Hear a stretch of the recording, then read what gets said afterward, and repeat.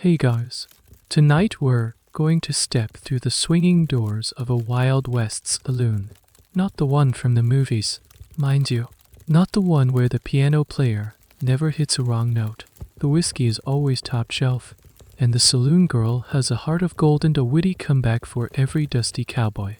No, we're going to the real one. The one where the floor is sticky with things you don't want to identify, and where your survival, frankly, would be a coin toss on a good day. It's a place of desperation masked as revelry. And tonight, you're going to see it from the inside out. So before you get comfortable, take a moment to like the video and subscribe, but only if you genuinely enjoy what I do here. Go ahead and let me know in the comments what city you're listening from, and what time it is for you. It's always kind of cool to see where we all are as we settle in for the night. Now, dim the lights. Maybe turn on a fan for that soft background hum. And let's ease into tonight's journey together. The batwing doors swing open with a tired squeak, and for a moment, it's exactly as you'd imagined. A wave of noise and warm, yellow light washes over you, a welcome change from the cold, inky blackness of the street behind you. A piano in the corner is plinking out a jaunty, slightly off-key tune. Laughter, loud and booming, erupts from a table of card players. The air is thick with a golden haze of cigar smoke, and through it, you see the long, wooden bar, its surface reflecting the flickering glow of oil lamps. It feels alive, a beacon of civilization in the vast, lonely darkness of the frontier. This, you think, is the heart of the town, and in many ways, you're right. This saloon isn't just a bar. It's the town's living room, its courthouse, its post office, and its deal-making chamber all rolled into one.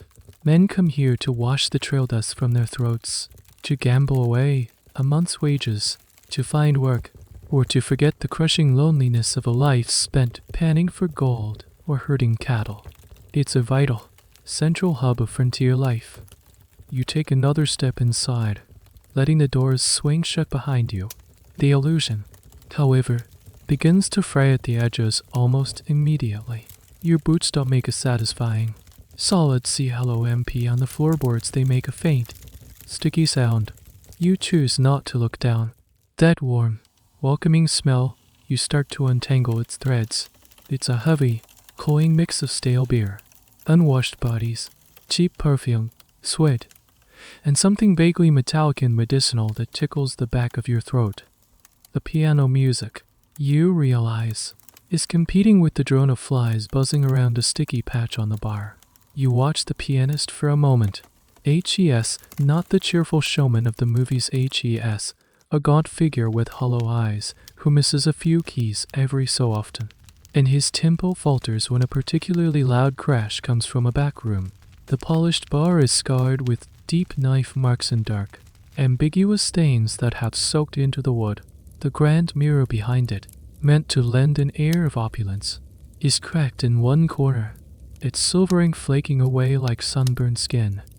You see a sign scrawled on a small calcboard near the bar, FRELUNCH. It sounds generous, a kindness in this harsh landscape, but it's one of the oldest tricks in the book. This is a classic, if slightly bizarre, piece of saloon economics. The free lunch was almost always absurdly salty things like pickled eggs, heavily salted meats, dry crackers, and herring. It was all designed to do one thing: make you desperately, ferociously thirsty, forcing you to buy more and more of the saloon's overpriced, often watered down, liquor. It was a business model disguised as a welcome mat. And then you see them, the women. Hollywood calls them saloon girls, a catch-all term that paints them as dancers or singers who just happen to be there, sharing a sassy word and a warm smile. But their true role is the subject of endless debate among historians. Were they all prostitutes, or were some simply hostesses, waitresses, or dancers caught in a morally ambiguous and dangerous world? The truth is, the lines were intentionally, profoundly blurred, often by the proprietors themselves, and academic circles still argue about where one job ended and the other began. Some women were paid a wage to simply talk to men and encourage them to drink the pretty waiter girls. Others were dancers, but for most, these roles were just a flimsy veil. You watch one of them laugh at a minor's crude joke, her smile not quite reaching her eyes. You see another deftly sidestep a drunken hand, her movements practiced and weary.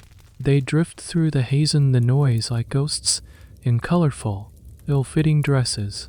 And as you watch them, a cold knot of dread tightens in your stomach, because you aren't just a visitor here, passing through.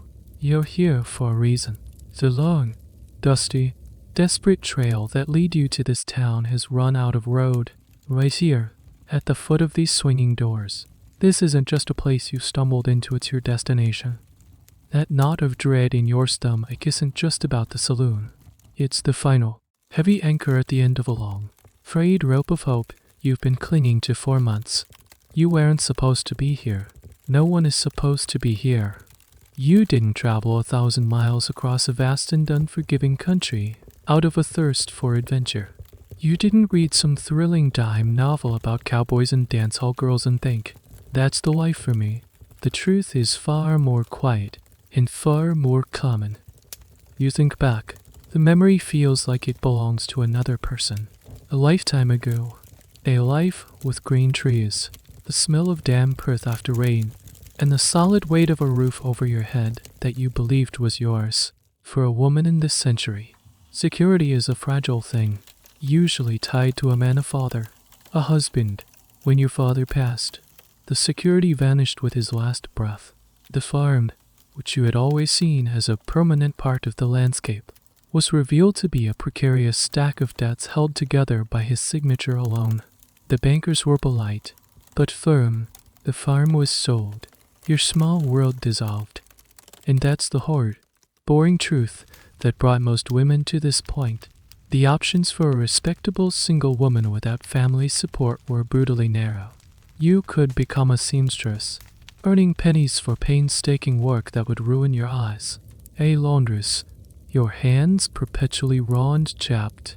A domestic servant, living at the beck and call of another family, with no privacy and little pay. Maybe a school teacher, if you had the education and could stand the scrutiny and low wages. You considered it all. You did the math. None of it added up to enough to even feed yourself, let alone build a new life. Your choice was between a slow, respectable starvation and a gamble in the West. This is a point historians still go back and forth on.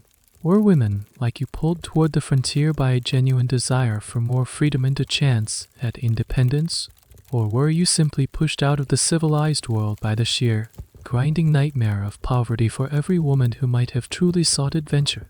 Scholars argue there were 100 more like you, who saw only a dead end and took the one path that wasn't a wall. Your journey west was fueled by promises. You remember the pamphlets on newspaper clippings, the booster literature as it was called. It's a strange and fascinating piece of frontier history, a massive, coordinated advertising campaign. Railroad companies and land speculators printed countless flyers that depicted the West as a veritable Eden. They described towns bursting with opportunity, with rich soil, clean air, and an abundance of high-paying jobs for anyone willing to work. They conveniently forgot to mention the droughts, the blizzards, the plagues of locusts, and the crushing isolation. This literature was a masterclass in deception, painting a fantasy landscape over a harsh reality. One of those pamphlets, with the drawing of a bustling, prosperous-looking town on the cover, is probably still wadded up at the bottom of your small, worn satchel. The train ride itself was the first clue that the pamphlets were lying. It was a grand tour. It was days spent rattling along in a crowded, filthy car. The air was thick with the smell of coal, smoke, and unwashed bodies. You sat for hours on a hard wooden bench, watching the endless, monotonous prairie roll by. A landscape so vast and empty, it seemed to swallow the sun whole. That night, you did try to sleep, while wedged between a snoring stranger and the cold glass of the window. The rhythmic clack of the wheels on the track a constant, lonely lullaby. Every mile took you further from everything you'd ever known and deeper into a future that felt less like an opportunity and more like a verdict. And now, here you are. The money you had is gone, spent on the train ticket and the few meager meals you could afford along the way. The trail has ended. You are standing in the very saloon that might as well have been on the cover of one of those lying pamphlets. But you see it now without the rosy filter.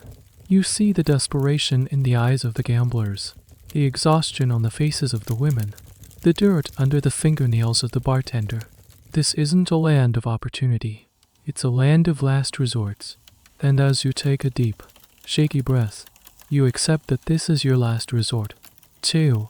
The swinging doors behind you don't just lead to the street, they lead to a past you can never return to. You step fully into the saloon's smoky chaos, and the frontier town you've just walked through feels like an extension of the same gritty, makeshift reality. This isn't a town of quaint wooden storefronts and a charming, dusty main street. It's a raw wound on the landscape, a place of mud and noise and raw, frantic energy. You arrived just hours ago, stepping off a dusty stagecoach into a scene of pure, unadulterated pandemonium. The street is little more than a wide, churned-up river of mud. It's so deep in places that makeshift wooden planks have been laid down to form a crude sidewalk. But many have sunk or broken, creating treacherous, ankle-twisting traps. The whole town seems to be under construction and simultaneously falling apart. Half-finished wooden frames of new buildings stand next to canvas tents that serve as shops, their flaps whipping in the relentless wind. The air rings with the rhythmic clang of a blacksmith's hammer, the splintering crack of saws on wood, and the constant, chaotic shouting of men. This is a boomtown. It exploded into existence almost overnight, built on the rumor of gold, the promise of a new railroad spur, or the establishment of a cattle trailhead. And with that explosion came people, overwhelmingly, almost exclusively, men, young men, old men, desperate men, hopeful men, and dangerous men. They poured in from all over the country, all over the world, drawn by the siren song of quick wealth. You are a tiny island of femininity in a vast, surging sea of coarse wool, worn leather, and bristly, unkempt beards. Every head turns as you walk by. The stares aren't just curious, they're hungry, speculative, and unwinged direct. You learn quickly to keep your eyes down, to walk with a purpose you don't feel, to make yourself as small as possible. You pass the other businesses on your short, terrifying walk to the saloon. There was a general store, its porch crowded with men spitting tobacco juice into the mud. Ale and office with a line of anxious-looking prospectors snaking out the door, and a sayer's office, a barbershop that also advertised TETULLED. And, of course, a staggering number of other saloons. Historians often note that in many frontier towns, saloons and brothels were the first, most profitable, and most numerous businesses to be established, often outnumbering churches, schools, and bakeries combined. They were the economic engine of the settlement. The weird and slightly disgusting little detail you notice is the P corner. It's a bizarre but common feature of these towns, with no public sanitation or plumbing to speak of. A designated corner of a building or an alleyway would become the unofficial public urinal. The stench hits you from half a block away, a sharp, ammoniable tang that cuts through the other smells of mud and horses. It's another one of those small, grim realities that the adventure novels conveniently leave out a constant, pungent reminder of the primitive conditions you're now living in. Scholars are still trying to map the social dynamics of these instant communities. Were they truly lawless hellholes? Or did they develop their own complex, unwritten codes of conduct and justice? The answer seems to be a messy both. While there might be a town marshal, his authority is often limited and his willingness to intervene anything less than a full-blown gunfight is questionable. Justice is swift, often brutal, and not always just. It's a society trying to invent itself on the fly. and the process is chaotic and often violent. You found your way here, to this specific saloon, by asking a tired-looking woman who was scrubbing a boarding house porch. You asked her where a woman might find work. She didn't smile. She just looked you up and down, a flicker of something pity, maybe, or just resignation in her eyes. She pointed a sudsy finger down the muddy street. "The madam at the Scarlet Garter," she said, her voice flat. "She's always hiring." The name sounded almost comically theatrical, like something from a stage play, but the woman's tone told you this was no performance. And so, you stand here now, just inside the swinging doors of the Scarlet Garter, your small bag clutched in your hand like a shield. You've left the mud and the wind and the stairs behind, only to trade them for the smoke, the noise, and a different kind of scrutiny. You scan the room, looking not for a friendly face, but for a face that looks like it's in charge. Your eyes land on a woman standing near the end of the bar. She's older than the other girls, dressed not in a flashy satin gown, but in a severe, well-tailored dress of dark, expensive-looking fabric. She holds a glass, but she isn't drinking. She's watching the flow of money, the level of the whiskey bottles, the interactions between the men and her girls. Her gaze is sharp, intelligent, and utterly unsentimental. That must be her, the madam. Taking a steadying breath that does little to calm the frantic beating of your heart, you begin to weave your way through the crowd toward her. The men part for you, a strange courtesy that feels more like they're clearing a stage than making way. The noise of the saloon seems to recede into a low hum as you get closer, your entire focus narrowing down to the woman at the bar. She sees you coming. Of course, she does. Her eyes, which miss nothing, have been tracking you since your shadow first fell across the doorway. As you reach her, she turns her body slightly, a small, deliberate movement that is an invitation to speak. She isn't beautiful in the conventional sense. Her face is a roadmap of hard-won experience, with fine lines around her eyes and a firm set to her jaw. But she radiates an aura of absolute, unshakable authority in a world and a town run by men. She has carved out her own kingdom within these four walls, and she is its undisputed queen. "Lust, little bird?" she asks. Her voice is lower than you expected, with a gravelly edge that suggests a long acquaintance with whiskey and cigars. Yet it carries a strange, almost refined quality. It's a voice accustomed to being obeyed. "You swallow?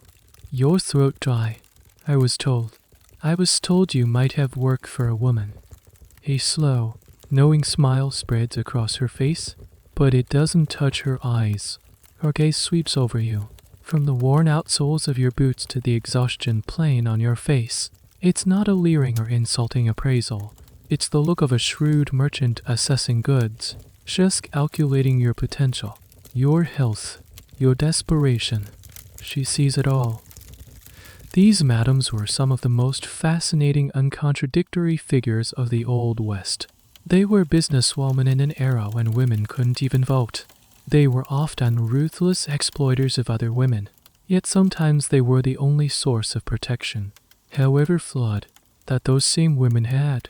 Maddie, like Frenchy Mel, Dumont of Nevada, or Maddie Silks of Denver, became legends in their own right, wealthy, powerful, and respected in a way that respectable women could only dream of. They were a paradox outcast from polite society who often held more economic power than the men who frequented their establishments. The madam, you still don't know her actual name, only heard idle gestures with her head toward a staircase at the back of the room.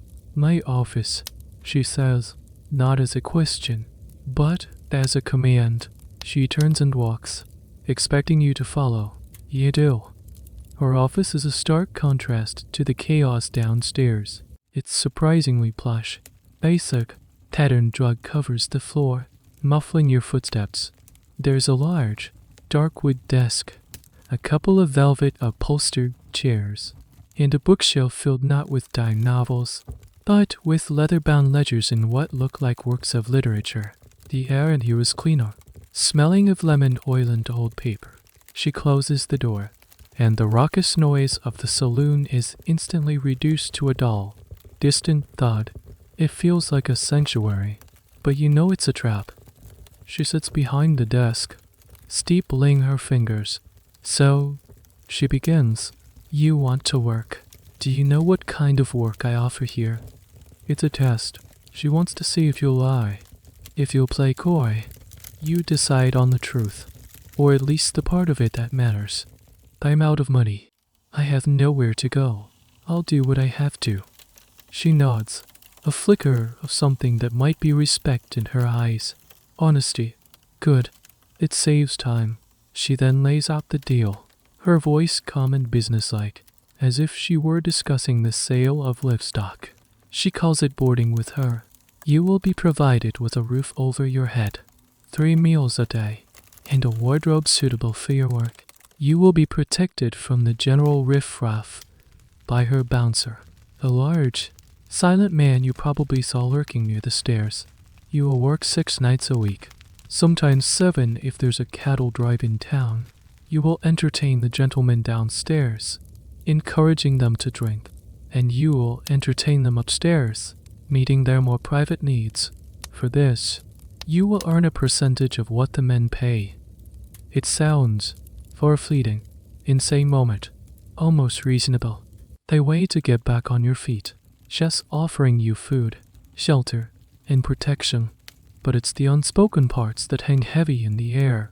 The lack of freedom, the things you'll be asked to do, the danger that the bouncer can't, or won't, protect you from. This is another area of historical debate. Did these women see themselves as entrepreneurs making a rational choice? Or did they understand from the outset that they were walking into a system of bondage? The psychological state of these women is something we can only infer from scant records. And the truth was likely a complex mix of hope and dread. As a final, slightly bizarre piece of the interview, she asks you to smile. It's not for charm, it's a dental inspection. Just checking the state of your teeth. Good teeth were a sign of youth and relative health. The key asset in this line of work. It's a chillingly practical, dehumanizing moment. You force a smile, your lips trembling slightly, as she gives a curt, satisfied nod. You'll do, she says. You've got a fresh face. The men will like that. For a while, she pulls one of the heavy ledgers from the shelf and opens it on the desk. Now, let's get you set up. The madam turns the heavy ledger around to face you. The book is the true heart of her business, more important than the whiskey, the piano, or even the girls themselves. Its pages are filled with neat, spittery cursive, columns of names next to columns of numbers. It's a meticulous record of debt, the invisible chains that will bind you to this place more tightly than any locked door. Now, she says, her tone brisk and matter of fact, we need to get you settled in. Can't have you looking like you just fell off a turnip wagon. She dips her pen in an inkwell. First things first, your travel expenses. You stare at her, confused. But I paid for my own ticket here. She gives you a look that's 1 part pity, 2 parts condescension. No, my dear, you don't understand. The house paid for your journey. The cost of bringing a girl like you to a place like this. It's an investment. We have to recoup that investment. It's a lie. A blatant, staggering lie. But you see the iron resolve in her eyes, and you know, with a sinking feeling, that it's not a lie you can argue against. This is the first entry she makes in the ledger next to your name, a name she asks for and writes down without comment. It's an arbitrary, inflated number that she plucks from thin air. Just like that, before you've earned a single cent, you are already in debt. This is the cornerstone of the system.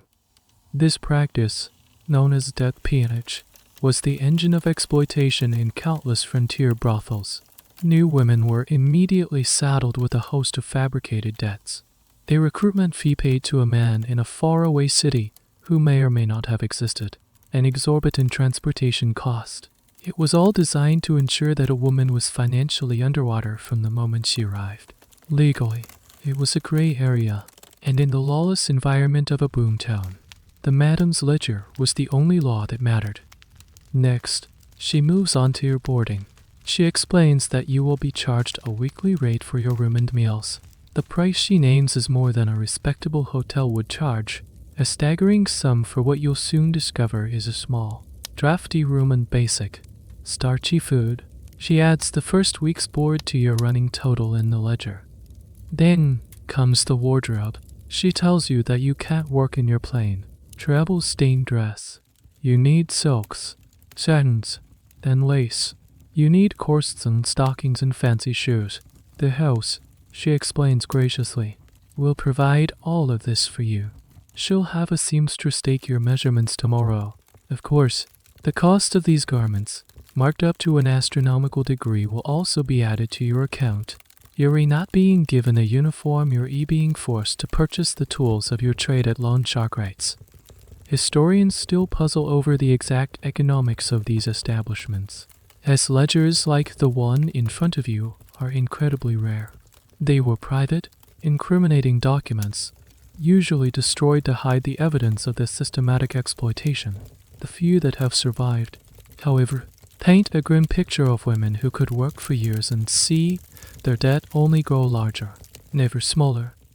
You watch as her pen scratches across the page, each stroke digging your financial grave a little deeper. The initial debt is already a mountain you can't imagine climbing. You haven't even seen your room or tried on a dress. Yet, you owe this woman a sum that would take a school teacher a year to earn. Then she adds one final, particularly strange item to the list. And the piano man? She says, not looking up from the book. The girls all chip in for the piano player. Keeps the mood light. It's a small charge, almost insignificant compared to the others.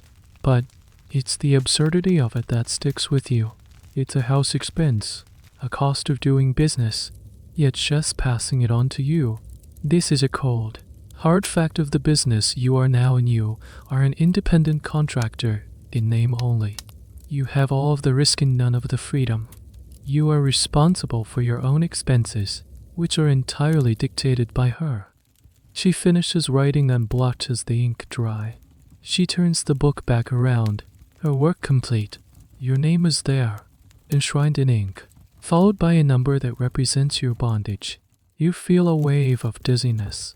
The plush office, which a moment ago felt like a sanctuary from the noise, now feels like a cage. The velvet on the chair feels suffocating, the closed door a final seal on your fate. There, the madam says, a hint of satisfaction in her voice. All settled. Welcome to the Scarlet Garter. She rises, indicating the meeting is over. You are no longer a visitor, no longer a job applicant. You are now an asset, an entry in her book, a debt to be collected, and your future, for as long as you are in this town, will be dictated by the cold, unforgiving arithmetic on that page. The madam leads you out of her office and up another, narrower flight of stairs to the living quarters. The air grows colder and carries the faint, mingled scent of stale perfume, soap, and something vaguely medicinal. This is where the fantasy of the saloon ends completely. She shows you to your room, and the word room feels like a generous overstatement. It's little more than a closet, with just enough space for a narrow bed, a small washstand with a ceramic pitcher and bowl, and a single wooden peg on the wall for your clothes. There's a tiny, grimy window that looks out onto a filthy alley. This is the board you are paying so dearly for. The next day, the seamstress arrives.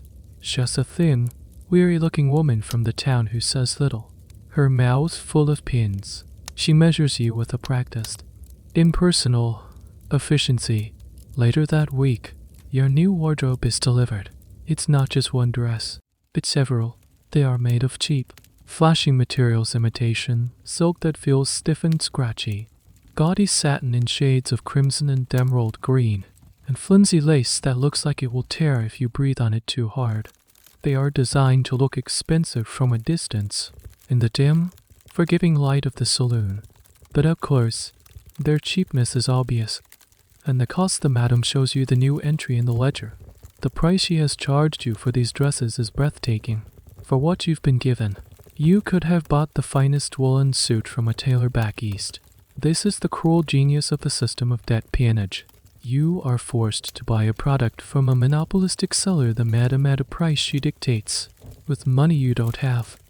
Then the other costs begin to pile up. One morning, you find that the heel has broken on one of your cheap new shoes. You must purchase a new pair from the madam at another inflated price. A seam on a dress rips during a hectic night downstairs. You are charged for the repair. You are charged for your 3 meals a day, which consist mostly of potatoes, beans, then bread, the same starchy, cheap fare served to the men downstairs to soak up the liquor. You are charged for laundry service to wash your single set of sheets and your work clothes. You are even charged for the water in your pitcher. It's a complete, closed economic loop from which there is no escape. You earn your money from the men, but that money never actually touches your hands. It goes straight to the house, where the madam holds it for you. At the end of the week, she sits down with you and her ledger and settles your account. She'll tell you that you earned, say, $30, a fantastic sum. But then she starts subtracting $10 for board, $5 for the laundry, $1 for your share of the piano player's salary, another $10 for a payment against the debt for your clothes. Suddenly, your $30 has dwindled to $4. And if you needed anything extra, that week a new pair of stockings, a bar of soap, you might end up with nothing, or even find that your debt has somehow increased. This meticulous, soul-crushing accounting was the reality for most women in your position. The dream of saving up enough money to leave and start a new life was a mirage. The system was scientifically designed to prevent that from ever happening. The house always won. One of the more bizarre and debated aspects of this system was the champagne hustle, a practice that varied from one establishment to another. Downstairs, the client might want to buy you a drink. You'd be encouraged to ask for champagne, the most expensive item on the menu. You'd pay a fortune for a bottle. The bartender would open it with a flourish, and you'd share a glass. What the client didn't know was that he was often drinking fizzy cider or some other cheap concoction from a recycled bottle, and the house was pocketing a massive profit. You, in turn, would receive a small commission for pushing the sale. Historians still debate how widespread this specific practice was, but it's a perfect example of the culture of petty deceptions that permeated every transaction in the saloon. You become a co-conspirator in the fleecing of the clientele, earning a few extra cents that will immediately be swallowed by your own debts. You begin to see your life as a series of numbers in the madam's book. You are no longer the person, but a walking, talking balance sheet. The silk dress you wear isn't a garment, it's a loan. The food you eat isn't sustenance, it's an interest payment. The roof over your head isn't shelter, it's the collateral. The madam never has to raise her voice or threaten you physically. All she has to do is open her ledger. The neatly written numbers are her weapon, and they are more effective than any whip or gun. They keep you compliant, keep you working, and keep you trapped. You look at the other girls and see the same weary resignation in their eyes. They've been running on this treadmill for months, or years, and they know what you are just beginning to learn. The numbers never, ever add up in your favor. Beyond the crushing weight of the ledger, you quickly learn that your life is governed by a dizzying array of unwritten rules and written regulations, all enforced with an iron will by the madam. These rules are designed for one purpose: to maximize the saloon's profit and maintain a fragile illusion of order in a deeply chaotic environment. Breaking them results in fines, small monetary penalties that are, of course, added directly to your debt. A framed piece of paper hangs in the upstairs hallway, the ink already browning with age. It's the house rules, a list of do's and don'ts that dictates nearly every moment of your waking life. No unladylike language in the common areas. No fraternizing with customers outside of working hours. No drinking of spirits while on the floor, unless purchased by a patron. Mandatory attendance at Sunday morning house meetings. Each rule has a fine attached, ranging from 25 cents to a full dollar, a huge sum, when you're only clearing a few dollars a week. These lists of rules are a fascinating find for historians. A few originals have been preserved, giving us a direct window into the tightly controlled lives of these women. They reveal a world of constant surveillance and behavioral control. The rules were often arbitrary and subject to the madam's whim. If she was in a bad mood, a quiet conversation with another girl in the hallway could be deemed gossiping and result in a fine. If she felt the saloon's profits were down for the night, she might invent a new infraction on the spot. You learn the system quickly. You must be downstairs, dressed and ready to work, by a certain time each evening. Lateness is a fine. Your dress must be clean and presentable. A small stain or a tear you failed to mend a fine. You must appear cheerful and engaging at all times. Being caught without a smile on your face is sullenness. And that, too, is a fine. You are not allowed to refuse a client unless he is so violently drunk that the bouncer himself decides he's a liability to the furniture. Arguing with a customer is strictly forbidden. The Sunday morning meetings are particularly galling.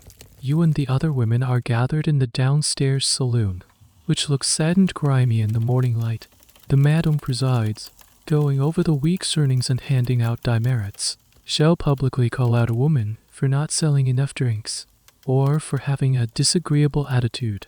It's a ritual of humiliation, designed to foster a sense of competition and insecurity among the women, preventing them from forming a united front against her. Solidarity is the one thing she cannot afford. One of the strangest and most debated rules in some establishments was the no-beau rule. A woman was forbidden from having a single, regular client or the sweetheart. The logic, from the madam's perspective, was purely financial. A woman in love was a bad investment. She might give her favored client freebies, or worse, she might get ideas about leaving the brothel to marry him. This is a topic where historical accounts differ wildly. Some sources suggest madams strictly enforced this, while others indicate they turned a blind eye as long as the man was a big spender. The underlying motive, however, was always the bottom line. Your affections, like your time and your body, were a commodity owned and managed by the house. You discover the creativity of the fine system knows no bounds. One day, a traveling photographer comes to town, and the madam decides it would be good for business to have portraits of her girls. You are forced to pose for stiff, formal photographs. Weeks later, you discover a photography fee has been added to your ledger. The portraits hang downstairs, advertising the talent, that you are the one who has paid for them. It feels like a game you can't win, where the rules are constantly changing. The fines are a constant, gentle drain, like a tiny leak in a bucket. Each one is a small thing on its own, but together, they ensure your debt remains a deep, uncrossed, stable ocean. You start to police your own behavior with a frantic intensity. You force a smile until your face aches. You measure your words, terrified that a stray comment will cost you 50 cents. You learn to walk silently, to become unobtrusive when not actively working. You and the other girls develop a silent language of exchanged glances and tiny, almost imperceptible nods, a way of warning each other when the madam is in a foul mood or when a particular customer is known to be a troublemaker. The rules and fines are a form of psychological warfare. They keep you off balance, anxious, and focused on your own precarious survival. They traumatize the group, making each woman an island of debt. You are not a community of sisters in misery, you are competitors in a brutal economic system. And the madam's book is the scoreboard. Your life quickly falls into a jarring rhythm, dictated by the two starkly different faces of the Scarlet Garter. There is the downstairs world and the upstairs world, and the staircase connecting them feels like a passage between two separate realities. One a carefully constructed performance, the other the grim, unvarnished truth. Downstairs is the show. Every evening, you descend the main staircase into the smoky, boisterous saloon, and you become a character. Your cheap satin dress glimmers in the lamplight, your smile is pinned in place, and your laughter is a tool you use to fill the awkward silences in conversation. Your job here is to be an illusion, the illusion of the carefree. Happy-go-lucky saloon girl. You are part of the scenery, as essential to the saloon's atmosphere as the piano music and the smell of whiskey. You learn to navigate the main floor with the dancer's grace. You drift between tables, delivering drinks, making small talk, and laughing at jokes that aren't funny. Your primary role in this part of the saloon is to keep the men drinking. The more they drink, the more money the house makes, and the more likely they are to spend money on the services offered upstairs. You learn to be charming but non-committal, friendly but distant. It's a delicate, exhausting dance. You might sit with a lonely young cowboy and listen to him talk about his family back home, offering a sympathetic ear. A moment later, you might have to deftly deflect the clumsy advances of a belligerent minor, using a quick word and a strategic sidestep to avoid his wandering hands without causing a scene. This downstairs performance is where the myth of the golden-hearted prostitute was born. It's the part of your life that a passing visitor might see and romanticize. They see a beautiful woman sharing a drink and a laugh with a dusty frontiersman and imagine a story of frontier romance. They don't see the calculation in your eyes, the weariness in your smile, or the way you are constantly assessing the man in front of you, not for his character, but for his wallet. Then there is the upstairs. When a negotiation is complete, a price agreed upon with a quiet word or a nod from the madam, you lead the client up the back staircase. The moment your foot touches that first step, the performance begins to drain away. The staircase is a no man's land, a brief, suffocating transition. The noise of the saloon fades below you, replaced by a tense, business-like silence. The upstairs hallway is dimly lit and functional. The doors to the small rooms are all identical and anonymous. There is no glamour here, no pretense. This is the engine room of the establishment, stripped of all its festive decoration. Your room, which felt like a tiny, lonely closet before, now feels like a sterile, impersonal workspace. There is no charm here to distract from the reality of the transaction. The man who was just downstairs, laughing and telling tall tales, often becomes a different person up here, quieter, more demanding, or sometimes just deeply, awkwardly sad. This is the part of the job that is purely about endurance. It's about detaching your mind from your body, about finding a place deep inside yourself to hide until it's over. You focus on the cracks in the ceiling, the pattern of the wood grain on the door, a sound of the wind rattling the window pane. You do what is required of you with a professional detachment that is your only armor. One of the more peculiar and sad details of this life, something rarely depicted, is what historians call the ritual of hygiene. Between clients, you have only a few minutes. You use the pitcher of cold water and the small bowl on your washed sand to clean yourself as best you can. The soap is harsh and cheap. The water is never warm. It's a hurried, lonely ritual, performed in the cold silence of your room. A stark and pathetic contrast to the boisterous fantasy world just one floor below. It is a constant, physical reminder of the risks you are taking and the nature of your work. The historical understanding of this upstairs-downstairs dynamic is crucial. Many scholars argue that the very existence of the lively downstairs saloon was a psychological necessity, not just for the clients, but for the women themselves. It created a buffer, a space where the brutal reality of their work could be masked by performance and social interaction. It allowed society, and perhaps the women themselves, to maintain a thin veneer of denial about what was actually being sold. But this separation was a fiction. The two worlds were intrinsically linked, one feeding the other in a constant, relentless cycle. As the night wears on, you will make this journey up and down the stairs multiple times. Each time, you have to reassemble the mask, repaint the smile, and rejoin the show. By the end of the night, the emotional whiplash leaves you utterly hollowed out. You collapse into your narrow bed, the smell of cheap perfume, stale sweat, and antiseptic soap clinging to your skin. Then you lie there, staring into the darkness, waiting for the sun to rise so you can do it all over again. As you settle into the grim routine of the Scarlet Garter, you begin to perceive the invisible lines of power and status that divide the women you live and work with. It's not a sisterhood. It's a rigid, unspoken hierarchy, a social ladder as clearly defined as any in polite society. Where you stand on this ladder determines the conditions you endure, the money you might earn before the madam takes her cut, and the dangers you face. At the very top are the parlor girls. These are the women you see entertaining gentlemen in the madam's plush, private office, or in a separate, more exclusive sitting room that's off limits to the general riffraff of the main saloon. They are the elite, the aristocrats of the brothel. They are usually the newest arrivals, the youngest, or the most conventionally beautiful. The madam protects these assets fiercely.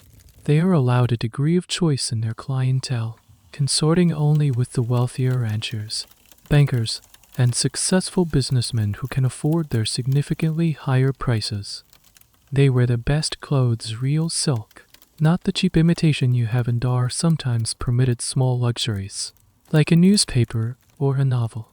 They are rarely seen on the main saloon floor, their presence reserved for high rollers. You watch them with a mixture of envy and resentment. They seem to exist in a slightly different, more gilded cage. They get the kinder, wealthier, and usually soberer men, and are shielded from the worst of the nightly chaos. But you also see the fear in their eyes. They know their position is temporary. Youth and novelty are their only currency, and both are fleeting. Below the parlor girls are the general working girls, which is where you find yourself. You are the infantry of the establishment. You work the main saloon floor, charming the cowboys, miners, and drifters. You don't have the luxury of choice. You take the clients assigned to you by the madam or her bouncer. You endure the grab by hands, the crude jokes, and the men whose hygiene is an afterthought. Your world is the loud, chaotic saloon in the small, anonymous rooms upstairs. You are the engine of the house, doing the bulk of the work for the bulk of the clients, earning a standard rate that keeps the whole enterprise afloat. This is the largest group, and it's here that the quiet rivalries simmer. You are all in direct competition for the attention of the better clients, the ones who are less drunk, less violent, or maybe just wash more regularly. A small kindness from a client, a slightly larger tip that the madam doesn't see, can become a source of intense jealousy among the other girls. Then, at the very bottom of the ladder, are the women you rarely see. They are the outcasts of this outcast society. They are the older women, whose looks have faded. They are the women who have become visibly ill. Or they are the ones who have broken the madam's rules too many times and fallen from grace. They are sent to work in the cribs. The cribs are a row of tiny, dilapidated shacks or shanties at the back of the saloon, opening directly onto the muddy alley. They are the lowest rung of the brothel ecosystem. A crib is barely a room, it's a stall, with a cot, a wash basin, and nothing else. The women who work here are the most desperate and the most vulnerable. They cater to the poorest clients, men who can't afford the prices inside the main house. For mere pennies, their work is a constant, high-volume rotation of strangers, often in the most degrading and dangerous conditions imaginable. They have no bouncer to protect them, no madam to even pretend to look out for their welfare. They are completely exposed to the violence and disease of the alley. A strange and sad tidbit of history is the use of specific colored lanterns or lights to signal a woman's availability or, in some grim cases, her ethnicity. In some larger red light districts, a blue light might signify a woman of a certain background, while a red one signaled another.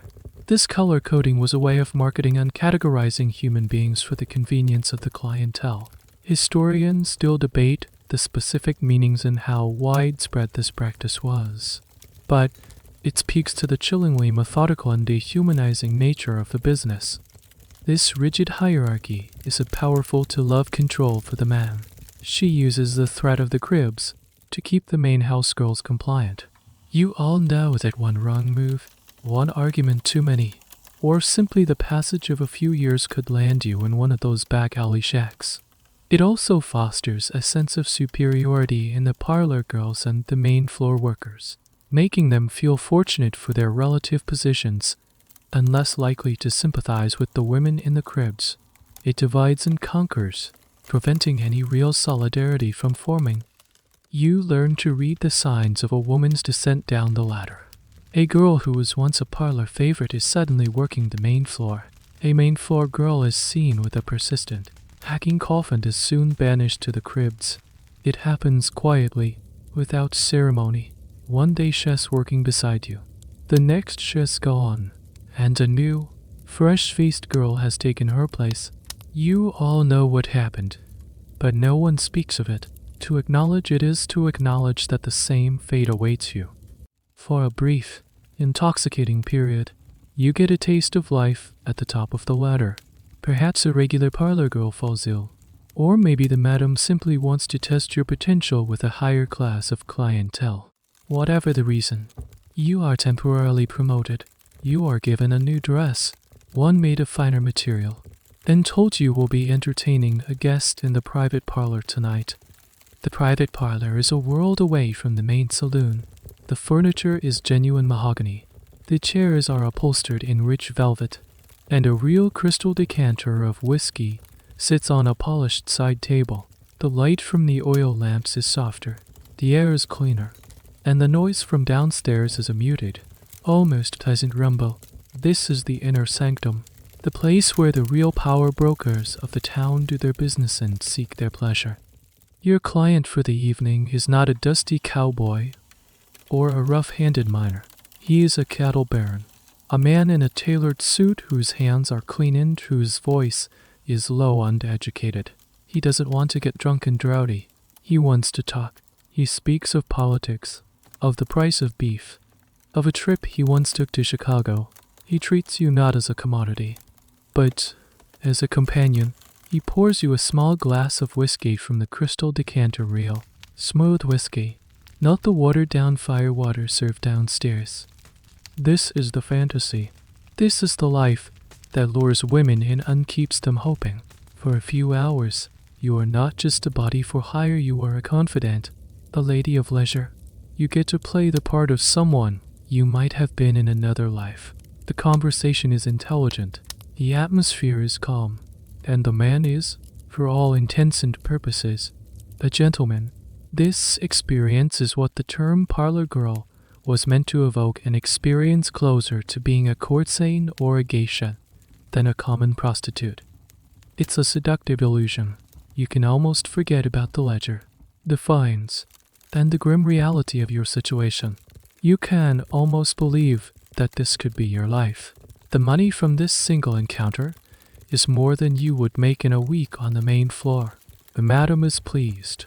The client is pleased. And you are dangerously close to being hopeful. This is where the myth of the kept woman comes from, the idea that a wealthy man might become so enchanted with a parlor girl that he would set her up in her own private house, making her his mistress. It was the ultimate fantasy escape. However, a strange and little-known aspect of this parlor life was the intense scrutiny and pressure. Parlor girls were expected to be more than just beautiful. They had to be conversationalists. They had to be knowledgeable enough to discuss current events, or at least pretend to be.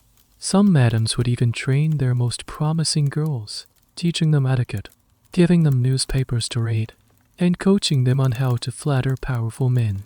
Their performance had to be flawless, because the clients were paying a premium for a premium experience. A single misstep, a word out of place, could see a girl demoted back to the main floor in an instant. The pressure to be constantly charming, witty, and informed was immense. The academic debate here is a subtle one. Were these parlor girls exercising a higher form of agency, skillfully manipulating their clients and circumstances to achieve a better life, or were they simply living in a more comfortable, better decorated version of the same cage? Their skills just another set of tools for their own exploitation? There is no easy answer, as the motivations and experiences of these women were undoubtedly complex and varied. Your evening with the cattle baron ends, and he leaves a generous sum with the madam on his way out. For a day or two, you walk on air. The other girls look at you with new eyes, a mix of envy and respect. You start to dream. Maybe you could become a permanent parlor girl. Maybe you could save enough money here to actually make a difference, to pay off your debt and leave. But the fantasy is short-lived. The cattle baron leaves town. The sick parlor girl recovers and reclaims her spot.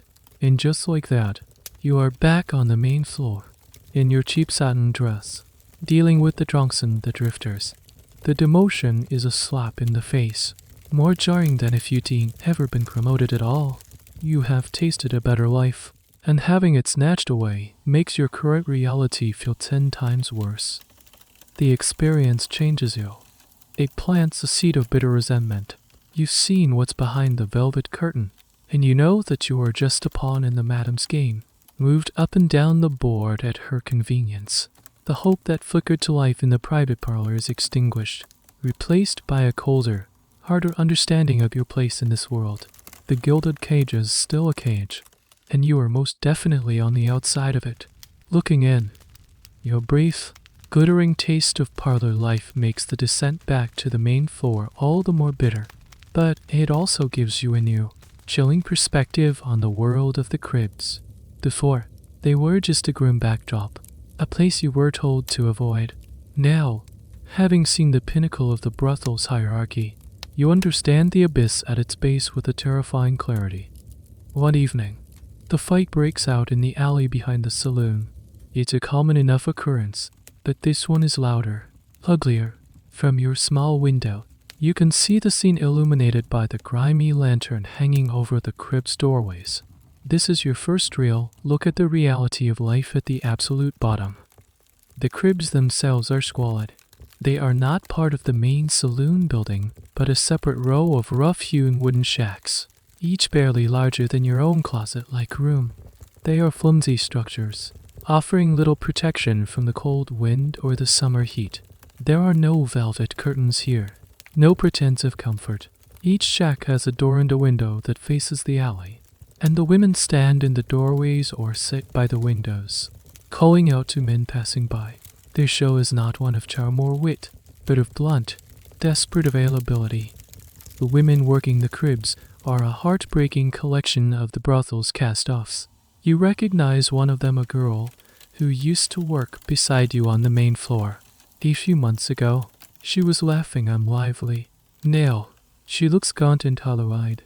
Her dress is ragged, and she has a rasping cough that shakes her thin frame.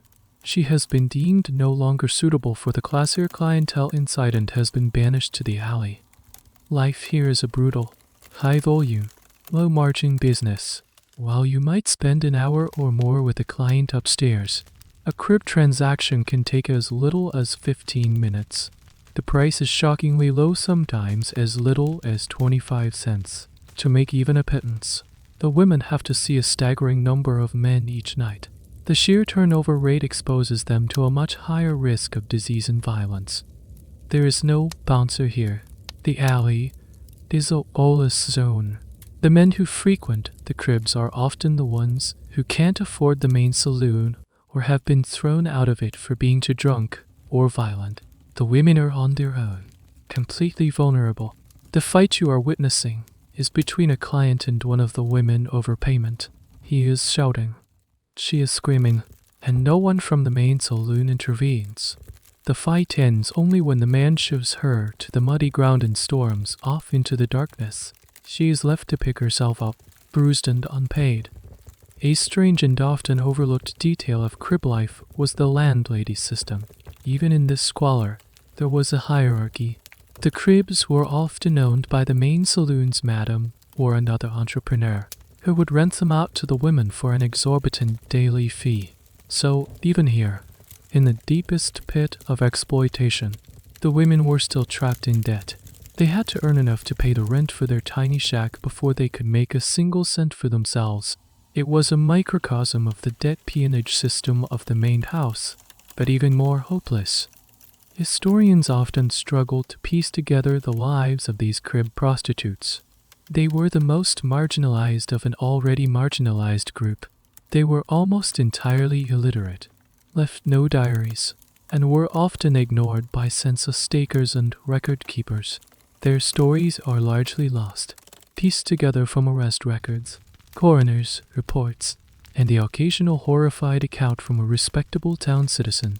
The academic world still tries to quantify the sheer scale of this part of the industry, but the records are so sparse that it remains a grim estimation. You watch from your window as the woman from the fight limps back to her doorway. Another man approaches her almost immediately.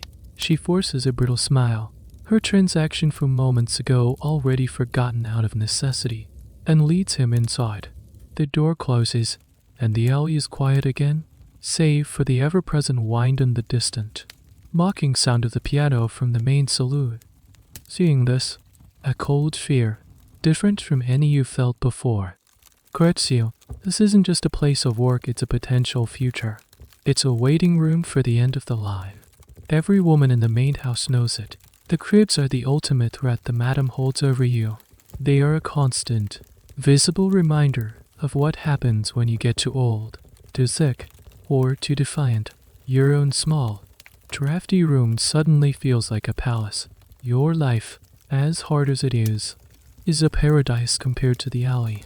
And you know, with a sickening certainty, that you will do anything, smile wider, laugh louder, endure more to avoid ending up out there. Back on the main saloon floor, you hone the most essential skill of your trade, the art of reading men. It's a survival tactic, as crucial as knowing how to pour a whiskey or sidestep a drunken lunge. Within seconds of a man walking through the swinging doors, you learn to categorize him, to assess his potential for profit and his capacity for danger. First, there are the lonely cowboys. They are perhaps the most common and least threatening of your clients. They come in off the trail after weeks or months of mind-numbing work and profound isolation. They are often young, awkward, and desperately lonely. They don't just want a physical transaction, they want conversation. They want to talk about their homes back east, the families they miss, or the cattle they herd. They are usually gentle, almost shy, and pathetically grateful for a woman's attention. You sit with them, listen to their stories, and feign a sympathy you may or may not feel. They are a safe, steady source of income for the house, but their quiet sadness can be more draining than any loud belligerence. Then you have the prospectors. These men are a gamble, in every sense of the word. They are either flush with cash from a recent lucky strike or dead broken, drowning their sorrows. You can tell the difference instantly. The lucky ones are loud, ostentatious, and throwing money around like it's confetti. They buy champagne for everyone, slap gold nuggets on the bar, and are the center of attention. They are profitable but often arrogant and demanding. The unlucky ones are quiet, hunched over the bar, nursing a single cheap drink for hours. They are harmless but a waste of your valuable time, so you learn to politely disengage and move on. The most dangerous are the drifters and gunslingers. They are men without roots, who drift from town to town, often with the shadowy past trailing behind them. They are recognizable by their watchful eyes, the way they position themselves with their back to a wall, and the professional way they wear their firearms. They are unpredictable. Some are icily polite, their quiet demeanor more menacing than any shouting. Others are hair-trigger tempered, looking for a reason to prove their toughness. You learn to give them a wide berth unless specifically directed by the madam to engage. The wrong word, a perceived slight, could ignite a sudden, terrifying explosion of violence. Learning to tell these types apart is your nightly education. You watch their posture, listen to their accents, look at the state of their clothes and the calluses on their hands. A man with the deep tan of a farmer is different from one with the pale skin of a professional gambler who never sees the sun. A soldier from the nearby fort has a different bearing than a railroad worker. Each is a puzzle to be quickly solved.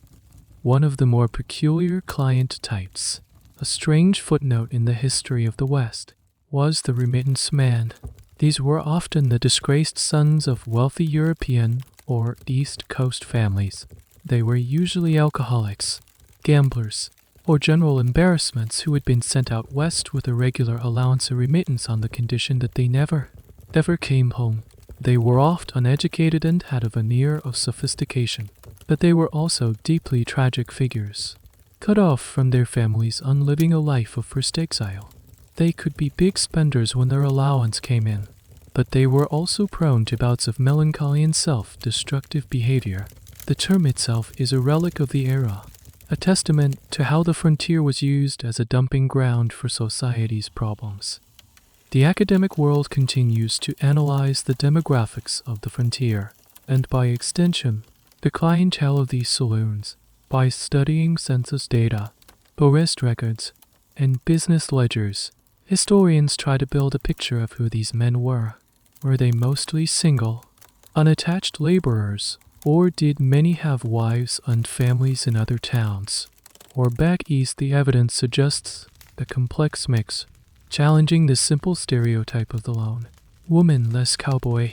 Many men who frequented brothels were married, leading a double life that was an open secret in the community. You learn to tailor your performance to each man. For the lonely cowboy, you are the sympathetic sister. For the lucky prospector, you are the impressed, fun-loving party girl. For the serious businessman, you are quiet, attentive, and discreet. It's a constant, exhausting act of emotional shapeshifting. Your survival and your ability to avoid the worst kinds of trouble depends on how well you can play these parts. You become an expert in applied psychology, a skill learned not in a university, but in the smoky, high-stakes classroom of the Scarlet Garter Saloon. Each set of swinging doors brings a new test, a new man to decipher, and a new threat to navigate. One night, the ever-present threat of violence that hums beneath the saloon's cheerful noise erupts. It's not a dramatic movie gunfight. It's something far more common and, in its own way, more terrifying. A cattle drover, drunk and angry after losing heavily at cards, grabs one of the other girls, a quiet woman named Lily. She asks, shouting, accusing her of distracting him, of being bad luck. He shakes her hard, and her head snaps back. For a moment, everyone freezes. The piano stops. All eyes turn to the scene. Your first instinct, a deeply ingrained one, is to look for the law. You scan the room for the town marshal, the man with a tin star on his chest who is supposed to keep the peace, and you see him. DHS sitting at a table in the corner, nosing a beer. He sees what is happening. He meets your desperate gaze for a fraction of a second, then deliberately, pointedly, looks away. He takes a slow sip of his beer and becomes intensely interested in a crack on the ceiling. In that single, heart-sinking moment, you understand a fundamental truth of your existence. Here the law is not for you. The marshal's job is not to protect you. His job is to protect the respectable citizens of the town and to prevent chaos from spilling out of the saloon and onto the main street. What happens within these walls, especially what happens to one of the soiled doubts, is considered a private business matter. The relationship between law enforcement and vice districts in the Old West was complex and deeply compromised. Marshals and sheriffs often had a pragmatic, unofficial arrangement with madams. The brothels were a massive source of revenue for the town, through official monthly fines which were essentially licensing fees and, more often, through unofficial kickbacks and bribes paid directly to the lawman. The madam pays for the privilege of being left alone. In exchange, the marshal turns a blind eye to the gambling, the illegal liquor sales, and the violence against the women. As long as its tea is contained, you are part of the price of doing business. This regulation, through fines, is a fascinating, if cynical, piece of municipal history. Town councils, realizing they could never truly stamp out vice, decided to profit from it instead. They would pass ordinances against prostitution and then collect regular, predictable fines from the madams, effectively taxing the industry. These fines would be duly noted in the town's ledger, providing a steady income stream to pay for things like street repairs or the marshal's own salary. Some historians argue this was a form of pragmatic governance, while others see it as state-sanctioned hypocrisy and exploitation, where the town profited directly from the very activities it publicly condemned. Back in the saloon, the situation with Lily is escalating. The cattle drover is dragging her toward the door. You look to the madam. She is watching, her face like stone. She is making a cold, hard calculation. Is this client a big spender? Is he well connected? Is Lily a valuable enough asset to risk a confrontation that could alienate a wealthy customer or disrupt the entire evening's business? It's a chilling reality. Your safety is not a right, it's a business decision, weighed on the same scale as the price of a bottle of whiskey.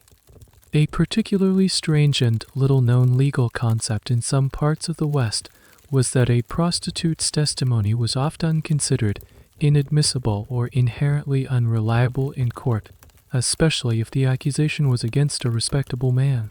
You could be assaulted in front of 20 witnesses, and your word would mean less than the man's simple denial. You have no legal recourse, no court of appeal. The law has drawn a line, and you are on the wrong side of it. Finally, the madam gives a subtle, almost imperceptible nod to the bouncer, not because she is concerned for Lily's welfare, but because the drover shouting is now driving other paying customers away. Business is being disrupted. The bouncer, who had been watching and waiting for the signal, moves with a surprising speed. He doesn't arrest the man. He doesn't lecture him on his behavior. He simply puts a massive hand on the drover's shoulder, spins him around, and propels him out through the swinging doors with a firm, final shove. He then dusts off his hands, and the incident is over. Lily is left sobbing and shaken, leaning against the bar.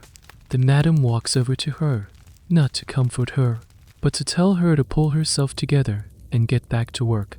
The piano player, taking his cue, starts up a jaunty tune again. The chatter in the room slowly resumes. Within 60 seconds, it's as if nothing happened.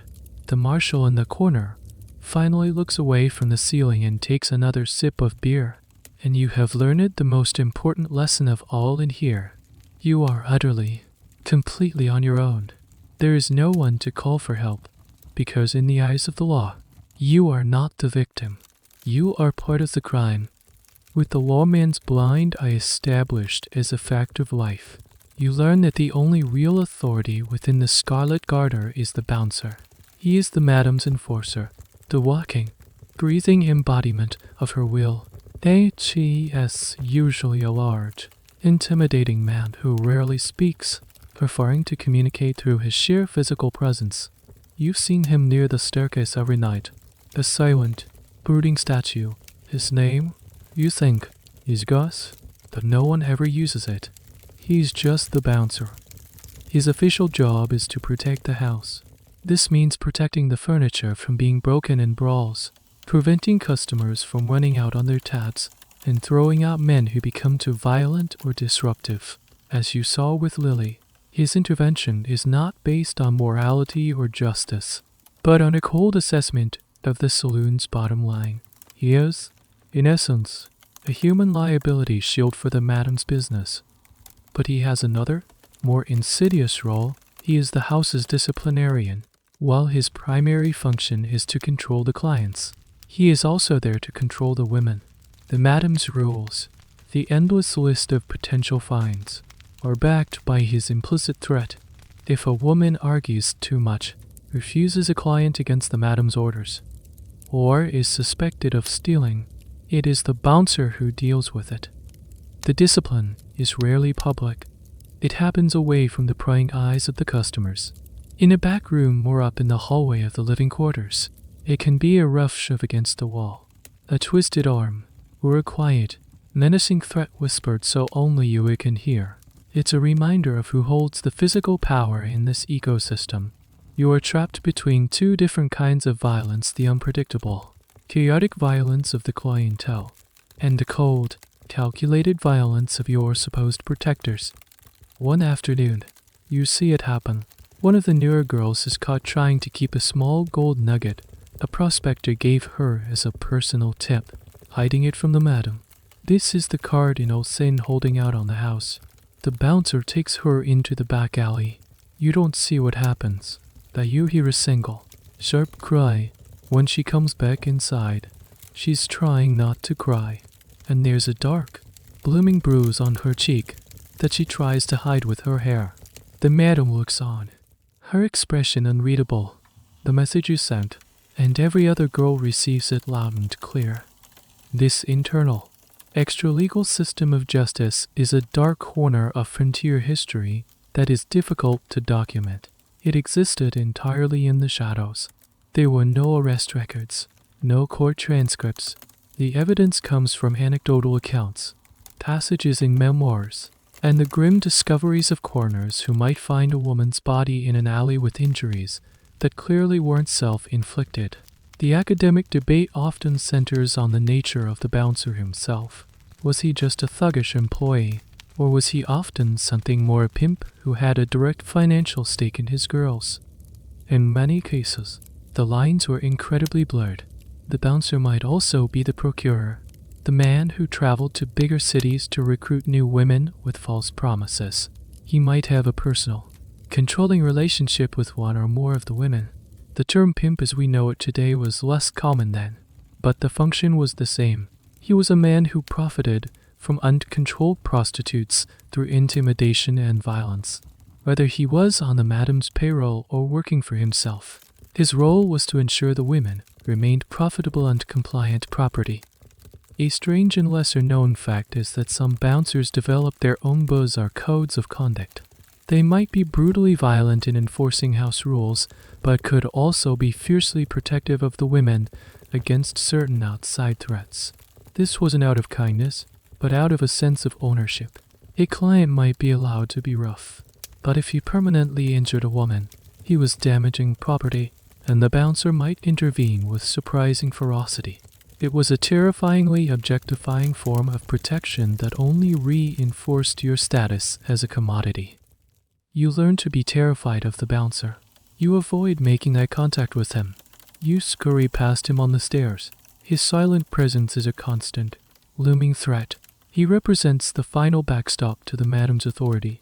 The ledger keeps you financially bound. The rules keep you psychologically controlled. And the bouncer ensures you're physically intimidated. It's a trifecta of control, a perfectly designed trap. When you see him eject a violent customer, you don't feel a sense of relief or gratitude. You feel a cold chill. You are not witnessing your protector at work. You are witnessing a demonstration of the same force that could be turned on you in a heartbeat. He is not on your side. He is on the side of the house, and you are just one of the house's many fragile, replaceable, and ultimately disposable assets. Beyond the immediate, visible threats of violence and debt, a more insidious danger permeates every corner of the Scarlet Garter. It's a silent, invisible epidemic that you can't fight with your fists or flee from. It's the constant, terrifying presence of venereal disease. In an era with no understanding of bacteria or viruses, and certainly no antibiotics, diseases like syphilis and gonorrhea were rampant and devastating. For the women of the brothel, they were not a remote risk, but an almost certain eventuality. The sheer number of partners you are forced to have, combined with the complete lack of effective protection, makes infection a matter of when, not if. You hear the whispers among the other girls. You learn to recognize the early signs: a persistent cough, a rash that won't go away, a low-grade fever, sores that appear in the mouth or elsewhere. At first, a woman might try to hide it, terrified of the consequences. She'll use cheap powders and paints to cover the skin lesions, and drink herbal teas to try and quell the fever. But the diseases are relentless. Syphilis, known as the Great Pox, was particularly feared for its brutal, three-stage progression. The initial stage might be just a single, painless sore. It would go away on its own, lulling the victim into a false sense of security. But the disease was still there, lurking in the body. The secondary stage would bring fever, rashes, and hair loss. This, too, might eventually fade. But the final, tertiary stage, which could manifest years or even decades later, was a true nightmare.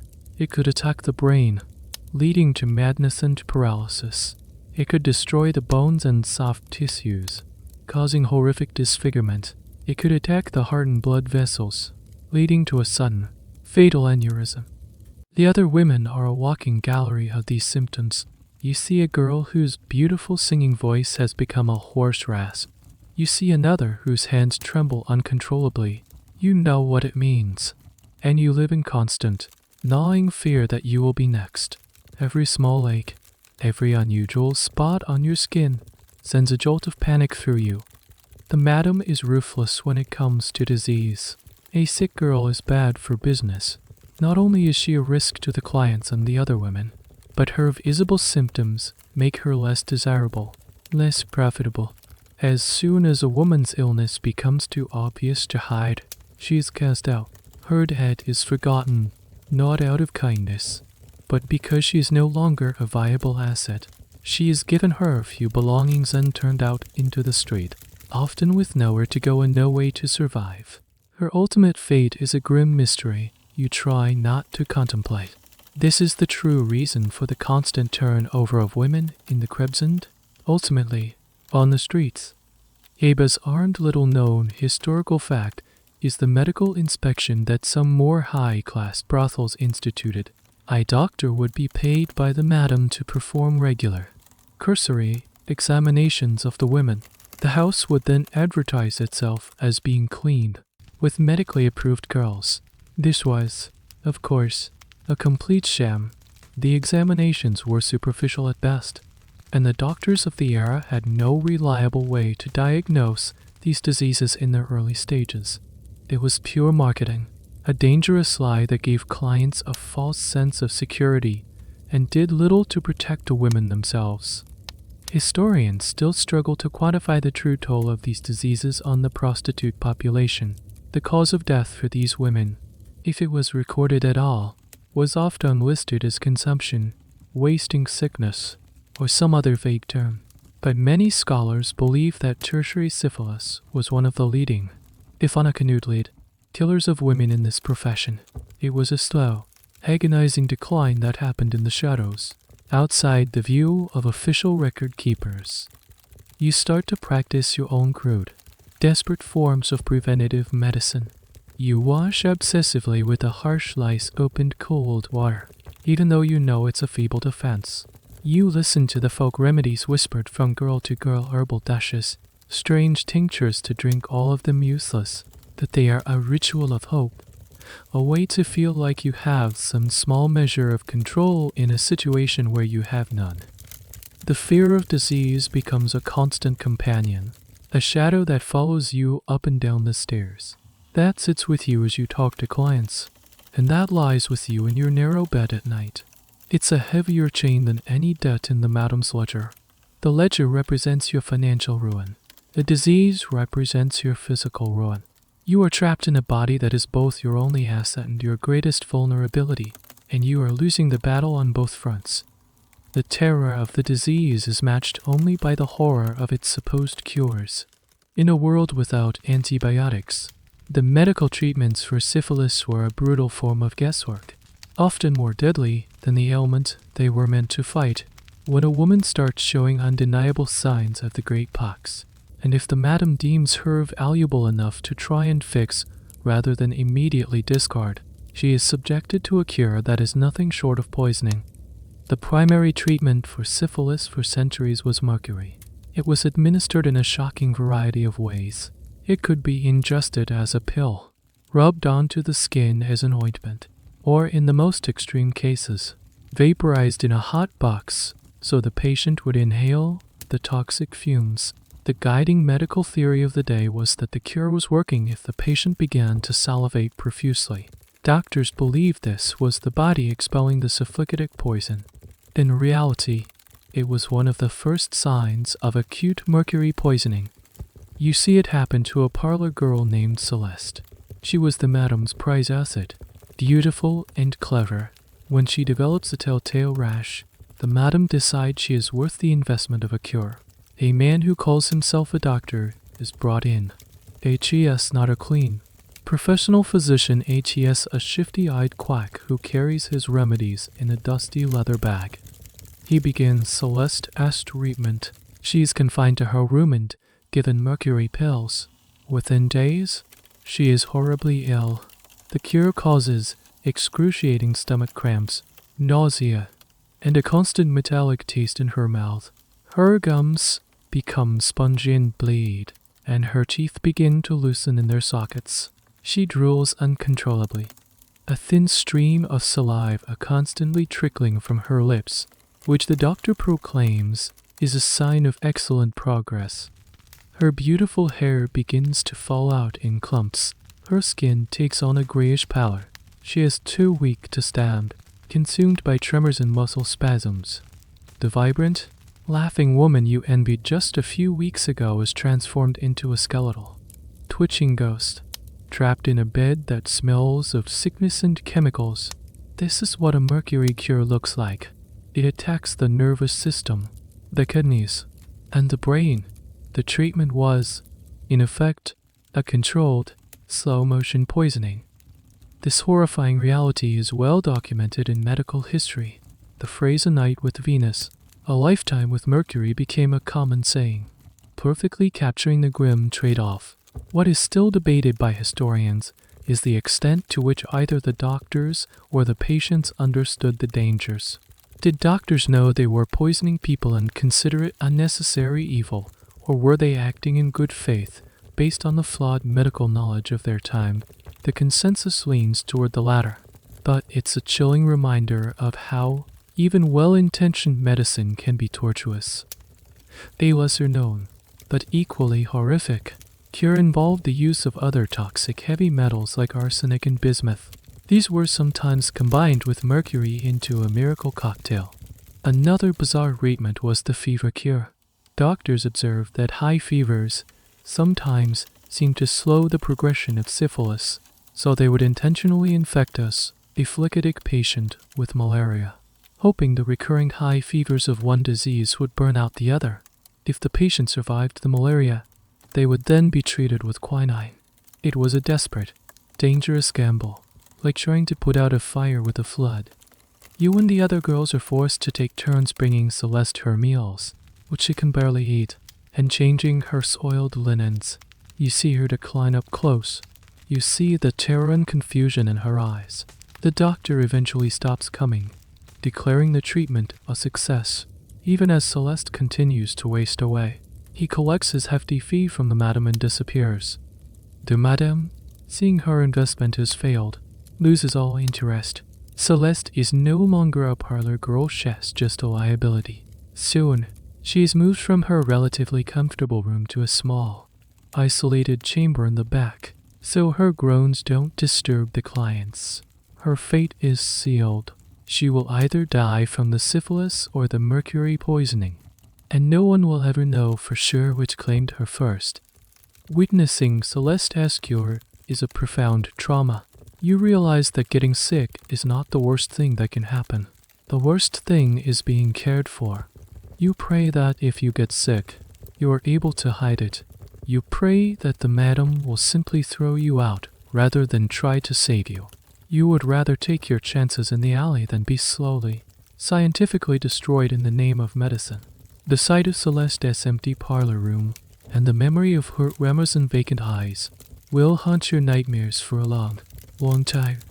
The quack who treated Celeste was a dramatic example, but most of your encounters with the medical profession are far more mundane, and in their own way, just as exploitative. There is no town hospital that will welcome you, and no respectable physician will have you walk through his front door during regular business hours. Your healthcare exists in the shadows, a clandestine affair built on secret visits and quiet transactions. When a woman needs a doctor for an injury, a persistent illness, or, most commonly, For issues related to pregnancy, the madam makes the arrangements. The doctor arrives late at night, coming in through the back door like a thief. He is often the same man who tends to the town's respectable families by day, but this is his discreet and lucrative side business. His demeanor is different here. He is not the kind, reassuring family physician. He is brisk, impersonal, and often condescending. His examination is cursory, his questions blunt. He sees you not as a patient, but as a problem to be quickly and quietly solved.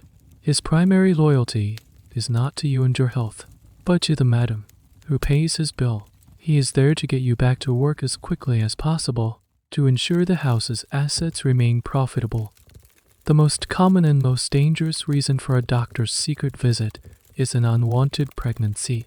In an era with unreliable and often dangerous methods of contraception, pregnancy was a constant occupational hazard for a woman in your position. It is a catastrophe. It means the end of your ability to earn, and the madam will not support a woman who cannot work. This is where you encounter the darkest corner of frontier medicine, the illicit abortion. The doctor will perform the procedure in your small, non-sterile room, on your own bed, with crude instruments and no anesthetic. The risk of hemorrhage and infection is astronomically high. It is a terrifying, painful, and profoundly dangerous ordeal. You are told to be silent, to not cry out, lest you disturb the customers downstairs. You lie there, biting down on a piece of leather to stifle your screams, praying that you survive. The history of abortion in the 19th century is a grim and complex topic. While it was illegal and widely condemned, it was also a common, whispered about reality. A network of practitioners, ranging from trained physicians to back alley quacks, provided this service for a high price. Historians who study this subject often have to read between the lines of coroner's reports, looking for causes of death like peritonitis or internal bleeding in young women, which were often euphemisms for a botched procedure. The debate continues on how many of these practitioners were cynical opportunists versus those who may have believed they were providing a necessary, if dangerous, service to desperate women. A strange and lesser-known fact is the thriving market for female remedies and restoratives advertised in the newspapers of the day. These were patent medicines with ambiguous names like Dr. Terce's favorite prescription or Lydia E. Pinkham's vegetable compound. They were marketed as treatments for female complaints and irregularities, while they were sold as tonics for menstrual health. It was a widely understood open secret that many of these concoctions contained powerful emmenagoges herbs and chemicals meant to induce a miscarriage. They were, in essence, mail-order abortion kits, a legal loophole that allowed women to try and handle the problem themselves. They were also notoriously unreliable and often contained toxic ingredients, making them yet another dangerous gamble. You and the other women know about these remedies. You trade whispered advice about which herbs to buy from the general store, which tinctures are said to be most effective. These attempts are almost always born of desperation, a way to avoid the terror and expense of the doctor's secret visit. After a procedure, whether by the doctor's hand or by a failed herbal remedy, there is no recovery time. The madam expects you back on the floor within a day or two, regardless of the pain or bleeding. You are expected to smile, to laugh, to pretend that nothing is wrong, while you are still physically and emotionally traumatized. Your health is not your own. It is a business matter, managed by the madam and her hired doctor. Sickness is a defect. Pregnancy is a liability. The medical care you receive is not designed to heal you, but to patch you up, to keep the machinery of the brothel running with minimal disruption. You learn to fear the doctor's knock on the door as much as you fear the disease itself. He is not a healer, he is a mechanic, and you are just part of the machine. Trapped in this world of debt, disease, and violence, your only potential source of comfort should be the other women who share your fate. You live together, work together, and suffer together. You see them at their most vulnerable, and they see you at yours. This shared experience should, by all rights, forge an unbreakable bond of sisterhood. But the reality is far more complicated. A messy, shifting tangle of solidarity, jealousy, and sheer self-preservation. There are moments of genuine connection, small acts of kindness that shine like candles in the darkness. When a client is particularly rough, another girl might distract the bouncer to give you a moment to compose yourself. If you are sick, someone might sneak you a cup of hot broth from the kitchen. You learn to communicate in a silent language of raised eyebrows, quick glances, and tiny, almost imperceptible nods. It's a way of warning each other this man is dangerous. The madam is in a foul mood. The bouncer is watching. You share stories of your past lives, whispered in the dead of night when you are sure no one is listening. You talk about the farms, the families, the dreams you once had. In these moments, you cease to be competitors or commodities. You are just women, finding a sliver of humanity in an inhuman situation. You learn to help each other, with the small things: lacing up a tight corset, fixing a torn seam, covering a bruise with powder. These are tiny rebellions of mutual support against a system designed to isolate you. But the system is powerful, and it breeds division as effectively as it breeds despair. The madam is a master of psychological manipulation, and she knows that a united workforce is her greatest threat. She actively fosters an atmosphere of competition and mistrust. The hierarchy, from the parlor girls down to the crib workers, is her primary tool. She praises one girl's earnings in front of another. She gives a slightly better dress to a new arrival. She singles out one woman for criticism during the Sunday meetings. This constant pressure creates a simmering pot of resentment and jealousy. If one woman seems to be getting the better clients, the ones who are richer, kinder, or cleaner, the others watch her with narrowed, suspicious eyes. Is she doing something extra? Is she a favorite? Of the madam's small privileges become sources of intense conflict. A rumor can be a potent weapon. A whispered accusation of theft, of holding out on the house, or of trying to steal a regular client can be enough to ruin a woman's standing and plunge her down the brothel's social ladder. This dynamic is a subject of much fascination for social historians. They debate whether these brothels were primarily spaces of female solidarity against a patriarchal world or toxic environments where the victims of a system turned on each other to survive. The truth, gleaned from the few diaries and memoirs that exist, seems to be that it was both. Often at the same time, the women could be each other's greatest comfort and fiercest rivals, sometimes within the same day. A strange and poignant example of this complicated relationship was the practice of pooling resources. In some houses, women would secretly pool their meager, hidden earnings to help one of their own in a true crisis. For instance, if a woman needed to pay for a secret abortion or had to bribe a lawman to get out of some trouble, the others might contribute a few cents each from their hidden stashes. It was an incredible risk if the madam found out. The punishment would be severe for everyone involved. These were secret, informal insurance policies, a testament to the fact that they knew, deep down, that they were their only safety net. But these moments of unity are fragile. The daily grind of survival often grinds them down. You learn to be wary. You learn that the friend who comforts you at night might be the same one who tells the madam you were seen talking to a client for too long without getting him to buy a drink. You don't know who to trust. Your loyalties are constantly shifting. You might form a close bond with one or two other women, creating a small, protective clique. But even these alliances are precarious, always threatened by the pressures of the house. You are sisters in misery, but you are also competitors for survival. You are all trapped in the same sinking boat, but you are also fighting for the few floating pieces of wreckage. This constant emotional tension, this inability to ever fully trust anyone, is one of the most exhausting and soul-crushing aspects of your life. It ensures that even when you are surrounded by women who know your struggle intimately, you are, in the end, profoundly alone. In the face of constant physical discomfort, emotional trauma, and the ever-present threat of violence and disease. You and the other women seek refuge wherever you can find it. The most readily available and most dangerous escape comes in a small, dark bottle laudanum. Laudanum is everywhere in the 19th century.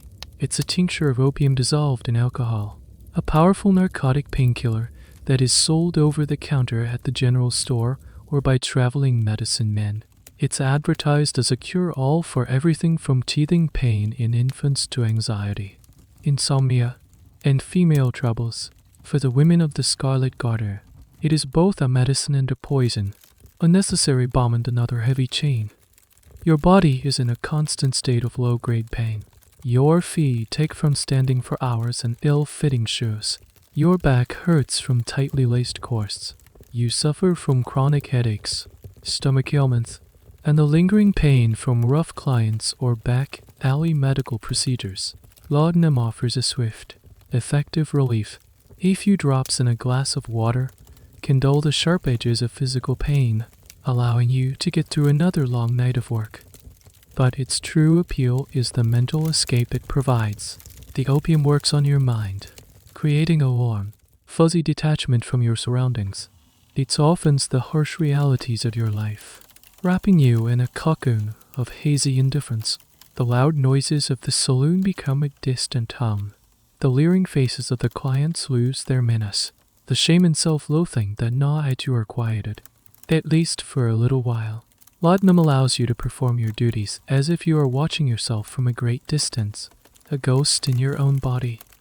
It starts with just a few drops at night to help you sleep, to silence the racing thoughts and the memories of the day. But soon, you need it to get through the evening. Then you need a dose in the afternoon to face the prospect of the coming night. Tolerance builds quickly.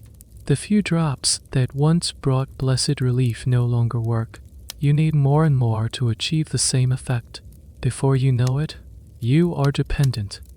You see the signs of heavy use all around you. The women with pupils pinned to tiny black dots. Even in the dim light, the ones with a slight slur to their speech, a sluggishness to their movements. The sudden, violent mood swings of a woman who has run out of her supply. Addiction is rampant, an open secret within the house. The madam knows. In fact, she often facilitates it.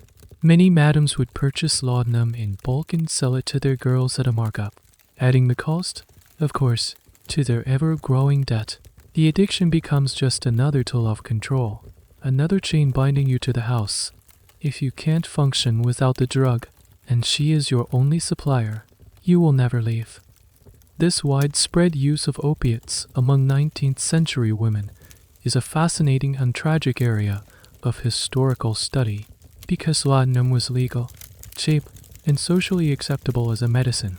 Addiction was incredibly common, particularly among women who were prescribed it for hysteria, anxiety, and menstrual pain. Historians sometimes refer to this as the hidden epidemic of the era. What is still debated is the degree to which madams actively and intentionally addicted their prostitutes as a business strategy, versus simply profiting from a pre-existing social problem. A stranger, related detail is the use of alcohol.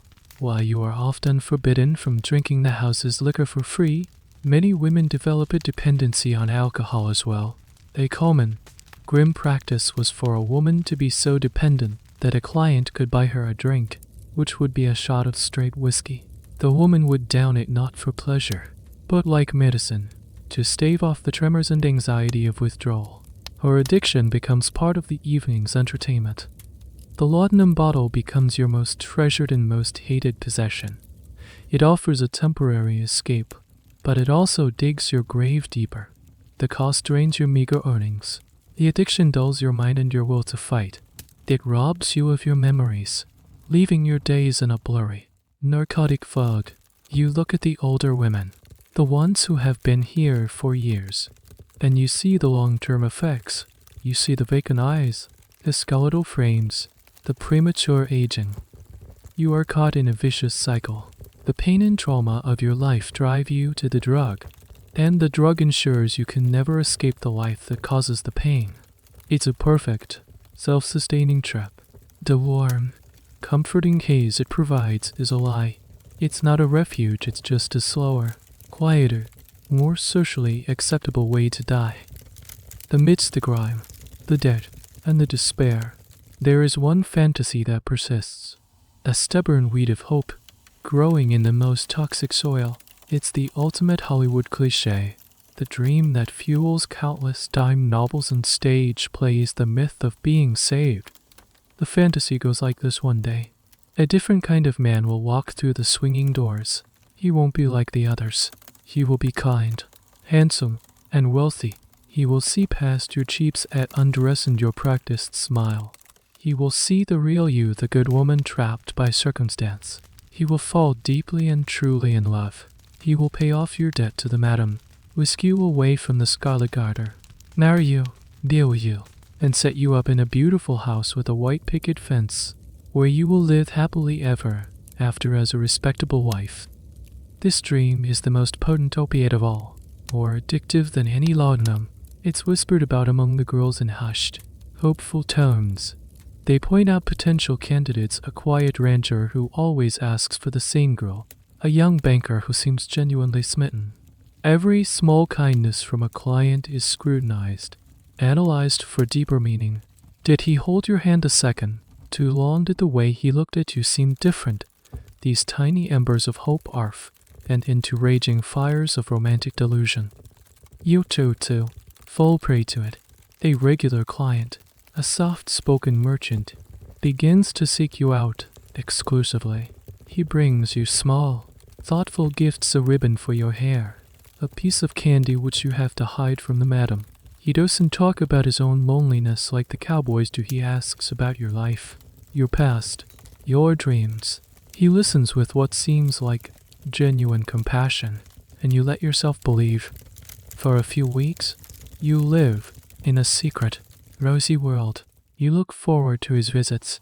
You feel a flutter in your chest when he walks in. You start to imagine a future with him, away from the noise and the smells and the fear. This, you think, is it. He is the one. But the reality of such an escape was vanishingly rare. For a man of any social standing in the 19th century, marrying a prostitute was social suicide. He would be ostracized by respectable society. His business would suffer. His family would disown him. The social chasm between a soiled dove and a respectable wife was, in most cases, utterly unbridgeable. The men knew this. Even the ones who developed genuine affection for a prostitute almost never saw her as a potential wife. She was a confidant, a mistress, a temporary comfort, but not a life partner. Historians have labored to find evidence of these Cinderella stories. While they have found a few documented cases of prostitutes successfully marrying and integrating into society, these instances are the dramatic exceptions that prove the rule. The debate continues about why this myth was so powerful and pervasive. Was it a genuine reflection of a few true stories that got magnified over time, or was it a cynical narrative promoted by the vice industry itself to give women a false sense of hope and keep them compliant and dreaming rather than angry and rebellious? A particularly bizarre and tragic variation of this myth was the mock marriage. In some frontier communities, a man might marry a prostitute in a drunken, informal ceremony in the saloon, presided over by a fellow drunk. They might live together for a few weeks or months. To the woman, it might feel real, a genuine escape, but the marriage had no legal standing whatsoever. When the man grew tired of her or decided to move on, he would simply leave, and she would be left with nothing, forced to return to the brothel, now with the added shame of having been abandoned. Your own dream comes crashing down in the most mundane and brutal way. One afternoon, you see your merchant on the main street. He is not alone. He is walking with a primly dressed woman, and they are holding the hands of two small children. He is a husband, a father. His visits to you were not the blossoming of a grand romance, they were a brief, selfish escape from his own life. He sees you. His eyes widen in panic for a second, and then he looks right through you, as if you are a complete stranger. The cut is so swift, so absolute, that you can barely breathe. The fantasy shatters into a million pieces. There is no white picket fence. There is no escape. The kindness you mistook for love was just another transaction, another form of use. The emotional devastation is profound, far worse than any physical abuse. It leaves you feeling not just heartbroken, but foolish, naive, and utterly, hopelessly stupid. That night, back on the saloon floor, you see the world with new, colder eyes. You see the foolish hope in the eyes of a new girl as she talks to a handsome client. You hear the whispers and the romantic speculation, and it sounds like the babbling of children. The myth of being saved is a cruel joke, a fairy tale told to keep the prisoners from rattling the bars of their cage, and you will not let yourself believe in it ever again. With the fantasy of romantic rescue shattered, your focus narrows to the only thing that seems real: money. You may not be able to find love, but perhaps you can still earn your freedom. You begin to pay obsessive attention to the flow of cash in the scarlet garter, trying to understand the brutal, cynical arithmetic that governs your life. You decide that if you can just be smarter, work harder, and understand the system, you can beat it. The economy of the saloon is a masterclass in exploitation. You watch the money come in, a flood of coins and bills passed over the bar for watered-down whiskey, handed over for rigged card games, and quietly slipped to the madam for your time upstairs. The house has dozens of ways to take a man's money. The sheer volume of cash that flows through this place on a busy night is staggering. It's the lifeblood of the town, and you are supposedly a key part of earning it. Yet, you see almost none of it. You begin to track your earnings with a fierce, secret intensity. You know the standard rate for your time. You know how many clients you see each night. In your head, you do the math. By your calculations, you should be earning a substantial sum, enough to make a real dent in your debt. But when the madam sits down with you for your weekly accounting, the numbers never match. Your cut of the earnings is a shifting, arbitrary figure. The madam might say you get 40% of what a client pays for your time, but you have no way of knowing what the client actually paid her. He might have paid $10, and she tells you he only paid $5. There are no receipts, no proof. Her word, and her ledger, is law. You are a partner with no access to the books. Then there are the endless deductions. You pay for your board, your laundry, your medical checkups. You pay fines for imaginary infractions. You pay for the piano player, the bouncer's services, and even the cheap perfume the madam insists you wear.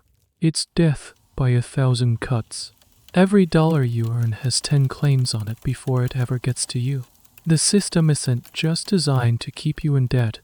It's designed to make you feel like your lack of progress is your own fault. The madam will sigh and say, "If only you'd sold more champagne this week, dear, you might have gotten ahead."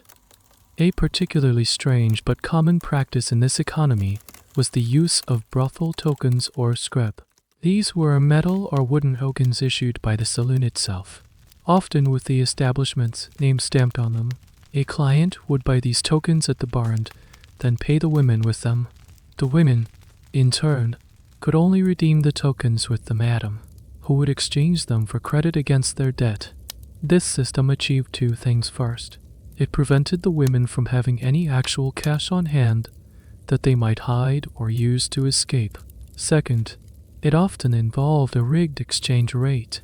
For example, a client might pay $1 for a token, but when the woman redeemed it, the madam would only give her 80 cents of credit for it. It was another hidden tax, another way to skim profits directly from your labor. The historical debate around these tokens is fascinating. Were they simply a practical tool to manage cash flow in a chaotic environment? Or were they a deliberately predatory instrument of control, given the other exploitative practices of the time? Most historians lean toward the latter. They were a physical manifestation of the closed economic loop that trapped these women. You try to fight back in small, desperate ways. You try to get tips directly from clients, hiding a coin in your hand before the madam sees. But it's risky. If you're caught, the punishment is severe. You try to be more strategic, to attract the wealthier clients, but the madam controls who goes with whom. Every move you make is countered. The house always has the advantage. You start to see the entire saloon as a complex machine designed to extract wealth. The men are the raw material, their wages the fuel. You and the other women are the cogs in the machine, essential for its operation, but ultimately replaceable and ground down by the process. The madam is the engineer, and her ledger is the master blueprint. All the noise, the music, the laughter, the fake glamour, it's all just lubrication to keep the machine running smoothly, to disguise the brutal efficiency of the extraction. Your dream of earning your way out slowly dies, replaced by a cold, hard cynicism. You realize you are not an employee earning a wage. You are not an independent contractor. You are a resource being consumed. The money flows around you, through you, but never to you. And the crushing realization dawns that no matter how hard you work, no matter how many men you see, you will never, ever get ahead. The game is rigged, and the only way to win is not to play, but you have no choice but to keep playing. The rigged game of the saloon's economy is relentless, but there is one opponent you can never outsmart, a force more implacable than the madam and her ledger, time itself. In your profession, youth is not just an advantage, it is the primary, and often only, currency you possess, and it is a currency you spend every single day. You begin to notice the subtle, terrifying signs of aging, both in yourself and in the women around you. A new line around the eyes that was there last month, the way your body doesn't bounce back as quickly after a long, grueling night, the slight ache in your joints that lingers a little longer each morning. In the harsh, unforgiving light of your small room, the mirror becomes your enemy. It reflects back a face that is slowly, inexorably, losing its freshness. The fear of aging is a palpable presence in the house. The hierarchy of the brothel is almost entirely age-based. The coveted parlor girl positions are reserved for the youngest and newest arrivals. As women move into their mid to late 20s, they are often pushed down to the main floor. As they approach 30, an age that respectable society would consider the prime of life, they are seen as past their peak in the brutal calculus of the brothel. Their rates are lowered. They are given the least desirable clients. You watch it happen to the other women. A woman who was once a favorite, commanding high prices, now has to hustle for attention on the main floor, her laughter a little too loud, her smile a little too desperate. Her desperation is like blood in the water, signaling to the madam that her value is declining. The madam starts to make comments, casual but cutting. "You're looking tired tonight, dear. Perhaps a bit more powder would help." These are not expressions of concern, they are warnings. They are the first steps in the process of devaluing and, eventually, discarding you. The ultimate destination for an aging prostitute is the cribs. The back alley is filled with women in their 30s and 40s, their faces and bodies showing the hard miles of the life. They are a living testament to what awaits you. Their presence is a constant, grim reminder that this career has no retirement plan, no graceful exit. It is a cliff, and you are walking steadily toward the edge. A strange and sad historical detail is the desperate attempt by these women to fight off the signs of aging with primitive and often dangerous cosmetics. They would use powders containing lead or arsenic to achieve a fashionable pale complexion, unaware that these substances were slowly poisoning them and ruining their skin. They would use belladonna drops to dilate their pupils, believing it made them look more useful and alluring, even though it blurred their vision and could lead to blindness. These were desperate measures to maintain the illusion of youth, the only thing keeping them from the cribs. The academic debate on this topic often revolves around the shelf life of a 19th century prostitute. How long could a woman realistically work in this profession before she was considered used up? Some historical accounts suggest a shockingly short career span, as little as 5 to 7 years, before a woman was either dead permanently sick or cast out. Others argue that some women, particularly those who became madams themselves, could have much longer careers by transitioning from labor to management. But for the vast majority of working girls, time was their greatest enemy. This fear creates a toxic dynamic between the older and younger women. The new, fresh-faced girls who arrive are a direct threat. They are a living, breathing reminder of your own fading value. It's hard not to feel a surge of bitter resentment toward them, even though you know they are just beginning the same journey you are on. They are praised by the madam, sought after by the queens, and they represent the beginning of a cycle that will inevitably see you pushed further down and, eventually, out. You start to feel a frantic sense of urgency. The dream of escape, whether through love or money, becomes a race against time. Every day that passes, every new line on your face, is a day closer to your own obsolescence. The pressure is immense. You work harder. You take more risks. You push your body to its limits, trying to earn as much as you can before the inevitable decline. But it's a losing battle. The harder you work, the more exhausted you become, and the faster the signs of wear and tear appear on your face and body. You are, quite literally, working yourself to death, one day at a time. Faced with the grim certainty of aging out of the profession, the frantic search for an escape route becomes the central obsession of your life. The fantasies of love and wealth have proven to be cruel illusions. You now understand that if you are to get out, it will require a level of grit, luck, and pragmatism that few possess. The paths out of this life are few, narrow, and fraught with peril. The most common escape, tragically, is not an escape at all. It is simply a sideways move. A woman might leave the Scarlet Garter only to end up in a different, often lower class, saloon in the same town, or drift to another boom town to start the cycle all over again. She might try to work independently, free from a madam, but this often leaves her even more vulnerable to violence and exploitation without the thin veneer of protection the house provides. This isn't freedom, it's just a change of scenery in the same cage. The more concrete, though difficult, path is marriage, not the fairy tale marriage to a wealthy merchant, but a pragmatic union with a man from a similar social standing. A lonely soldier, that poor farmer, or a miner who has known his own share of hardship, might be willing to overlook a woman's past.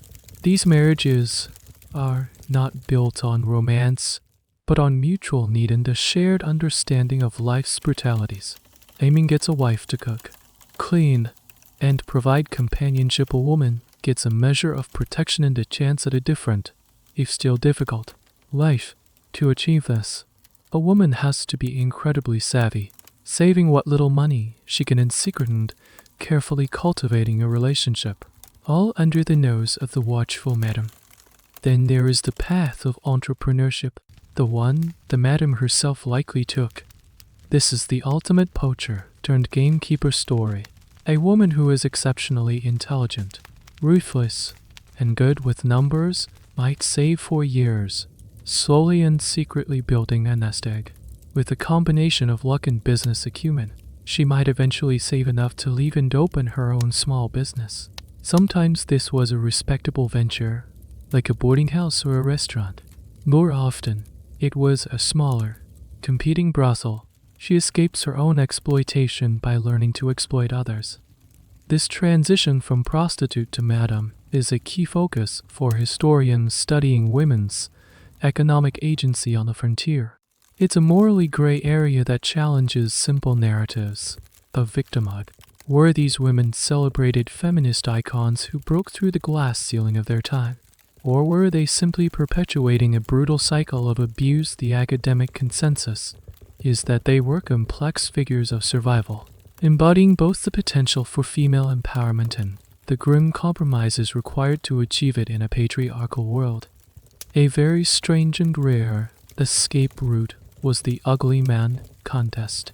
This bizarre, almost folkloric practice has been documented in a few remote, woman-starved mining camps. A group of lonely miners would pool their gold dust to create a purse. The prostitutes in the camp would then hold a contest to vote on which of the miners was the ugliest or most homely. The winner of this dubious title would get to use the purse to pay off the debts of the prostitute of his choice and marry her. It was a deeply strange and objectifying spectacle, but for the woman chosen, it was a lottery ticket out of the life. You weigh these options in your mind. Drifting to another town seems pointless. The idea of becoming a madam yourself leaves a sour taste in your mouth. You don't want to become the person you despise. The most realistic, if still remote, hope seems to be a pragmatic marriage. You begin to observe the men differently, not just as clients, but as potential, if flawed, lifeboats. You look for the ones who seem steady, who have a claim or a small homestead, who talk about settling down. You start to subtly alter your performance. With these select few, you are less the jolly party girl and more the domesticated woman who fell on hard times. You talk about your perhaps embellished cooking and sewing skills. You present yourself as a potential homemaker. It's a dangerous, long-term game. It requires immense patience and psychological cunning. You have to save every stolen penny, building a secret escape fund. You have to build trust with a man without alerting the madam or the other jealous girls. It's like walking a tightrope over a canyon. One misstep, and you will fall. Most women who try to walk this path fail. They are discovered by the madam. Their savings are confiscated, and they are punished severely. Or the man they place their hopes in proves to be unreliable, abandoning them at the last minute. The odds are astronomically against you. But for the first time in a long time, you have a plan. It's not a fantasy. It's a strategy. It is a tiny, flickering flame of agency in the overwhelming darkness. And you guard it with everything you have. Years pass. The frantic energy of your escape plan settles into a slow, patient grind. The lines on your face deepen. The Scarlet Garter sees a constant turnover of new, younger women. You are now one of the veterans. The old guard, regarded with a mixture of pity and a strange sort of respect by the newcomers who have no idea of the battles you fought. Your own escape remains a distant, shimmering hope, a project you work on in the quiet, stolen moments of your life. One day, a man from the territorial government arrives in town. He's a census taker, a tidy man in a dusty suit, tasked with counting and documenting the population of this burgeoning settlement. He goes from business to business, from cabin to cabin, with his large, official-looking ledger, a book that ironically mirrors the madam's, but one that purports to tell the objective truth of the town. He eventually comes to the Scarlet Garter. The madam greets him with a practiced, businesslike courtesy. She offers him a drink which he politely declines and answers his questions about the establishment itself. He notes the name of the business, its address, and the madam as the proprietor. Then, he asks about the employees. And this is where you witness your own erasure from history. The madam gives him the names of the staff: the bouncer, the piano player, the bartender, the cook. The census taker dutifully writes them down, noting their occupation. Then he asks about the women. The madam hesitates for a moment, then gives a vague, dismissive wave of her hand. They're just boarders, she says. Transients. They don't rightly live here. The census taker, either out of a sense of propriety, a desire to avoid complications, or simple indifference, accepts this explanation. He does not ask for your names. He does not ask for your ages or places of birth. In the official, historical record of this town, on this day, you and the other 24 women who live, work, and suffer in this house simply do not exist. You are rendered invisible. Footnotes in your own lives. This systematic erasure is one of the greatest challenges for historians studying the lives of prostitutes in the Old West. Official records like the census are a primary tool for understanding the past, but they are deeply flawed and biased. Census takers, who were almost always men, would frequently omit prostitutes from their count, or list them under vague, euphemistic occupations like seamstress, laundress, or, most commonly, no occupation. This was done partly to protect the moral standing of the town's official records and partly out of the belief that these women were not legitimate members of the community. The academic debate here is intense. By cross-referencing census data with other records like city directories, tax rolls, and arrest records, historians try to find these missing women. They can sometimes prove that a house listed in the census as a boarding house with a female proprietor and a large number of female boarders with no occupation was, in fact, a brothel, but it's painstaking, detective-like work. The true number of women in this profession will likely never be known, as so many were deliberately left out of the primary documents of their time. A particularly telling and strange detail is what happens when a prostitute's name does appear in the record. Often in a newspaper account of a crime or a death, they are almost never referred to by their full, real names. They are short-haired Liz, big-nosed Kate, or Dutch Annie. They are reduced to a nickname, a caricature, a single defining, often cruel, characteristic. Their humanity, their past, their real identity is stripped away, leaving only a colorful but dehumanizing label for the historical record. As you watch the census taker close his ledger and walk out the door, a profound and chilling realization washes over you.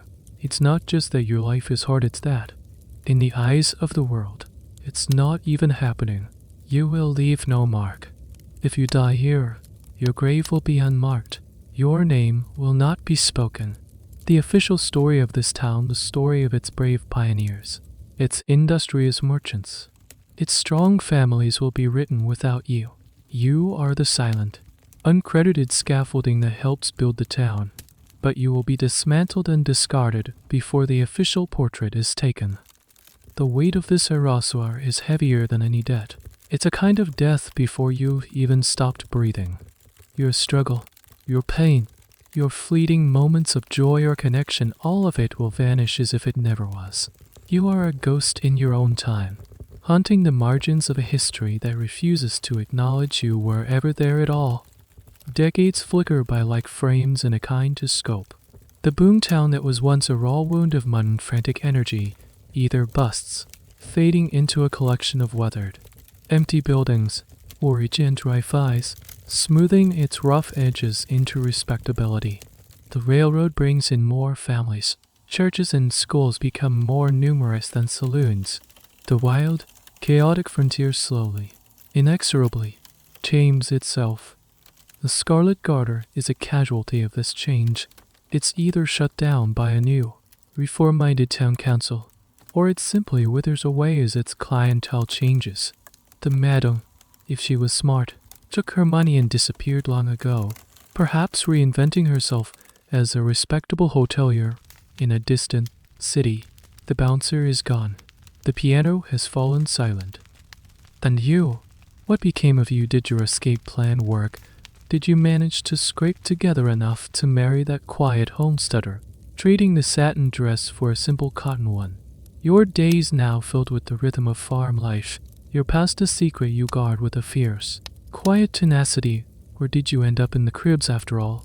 Your health broken, eventually succumbing to disease or a final, desperate dose of laudanum, or perhaps you were one of the truly rare ones, transitioning into a madam yourself, only to be run out of town by the very progress you once craved. The historical record is silent. Your individual fate is lost to time, one of thousands of similar stories that evaporated without a trace. But tonight, let's imagine a different ending. Let's imagine you did get out, not through marriage, not through wealth, but simply by surviving long enough for the world to change around you. You saved what little you could. When the Scarlet Garter closed its doors, you were simply let go. Your debt an uncollectible line in a forgotten ledger. You are older now.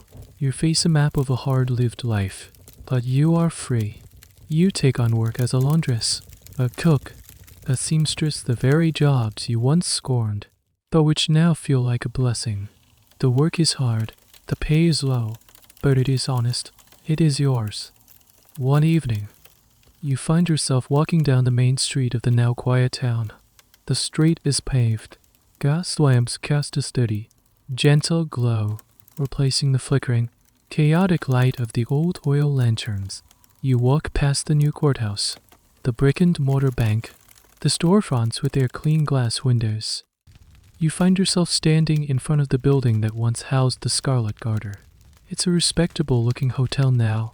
The batwing doors are gone, replaced by a single, solid oak door. The upstairs windows, once framing the faces of weary women, are dark. You look at it, and it feels like staring at a tomb. A strange, undebated phenomenon is the nostalgia that some former prostitutes expressed in later life memoirs. While they never romanticized the abuse or exploitation, some spoke of missing the camaraderie, the excitement, and the sense of freedom from the strictures of respectable society. Historians argue about how to interpret these accounts. Was it a genuine sentiment, or was it the human mind's tendency to soften the edges of past trauma? It's a reminder that the emotional lives of these women were as complex and contradictory as the world they inhabited. You feel no such nostalgia. You look at the building and you remember. You remember the smell of stale beer and cheap perfume. You remember the weight of the Madam's ledger. You remember Lilith Staurer, Celeste Bestremers, the cold finality of the census taker closing his book. You remember the faces of the other women, a gallery of ghosts. Their laughter, their tears, their whispered stories, they all echo in this silent street, but only you can hear them. The town, in its drive for respectability, has paved over its past, burying the stories of the women who were its first, most exploited, and most invisible pioneers. Their labor built this town as surely as the miner's gold or the rancher's cow. Their presence brought the men, and the men's money built the businesses, but their contribution has been deliberately unsystematically forgotten. You are the last witness. You turn away from the hotel and continue your walk into the quiet evening. You carry the ghosts of the Scarlet Garter with you. They are not in the history books, nor in the town archives. They are in you. Your survival is their only monument. And as you walk away, a free woman in the twilight of your life, you carry the weight and the truth of that forgotten world with you into the encroaching darkness. The frantic energy of the saloon, the sharp sting of whiskey, the weight of a stranger's gaze, it all begins to soften now. The edges blurring as if seen through old, wavy glass. The sounds of the piano and the raucous laughter fade into a gentle, distant hum, like the sound of the wind across an empty prairie. You are no longer standing on a muddy street, but drifting in a quiet, peaceful space. The faces of the women, once so sharp with pain or fleeting joy, now recede into a soft, impressionistic haze. The weight of the ledger in your mind dissolves, its cruel numbers turning into meaningless, floating specks of dust. The anxieties of yesterday and the worries for tomorrow become heavy, and you let them fall away, sinking into a deep, soft silence. You feel a sense of release, a quiet unburdening, as the story ends and the world of the past gives way to the deep, dreamless quiet of the present moment. You are safe now, far from that world, floating in the calm, warm darkness of your own bed. The end of the article. Good night.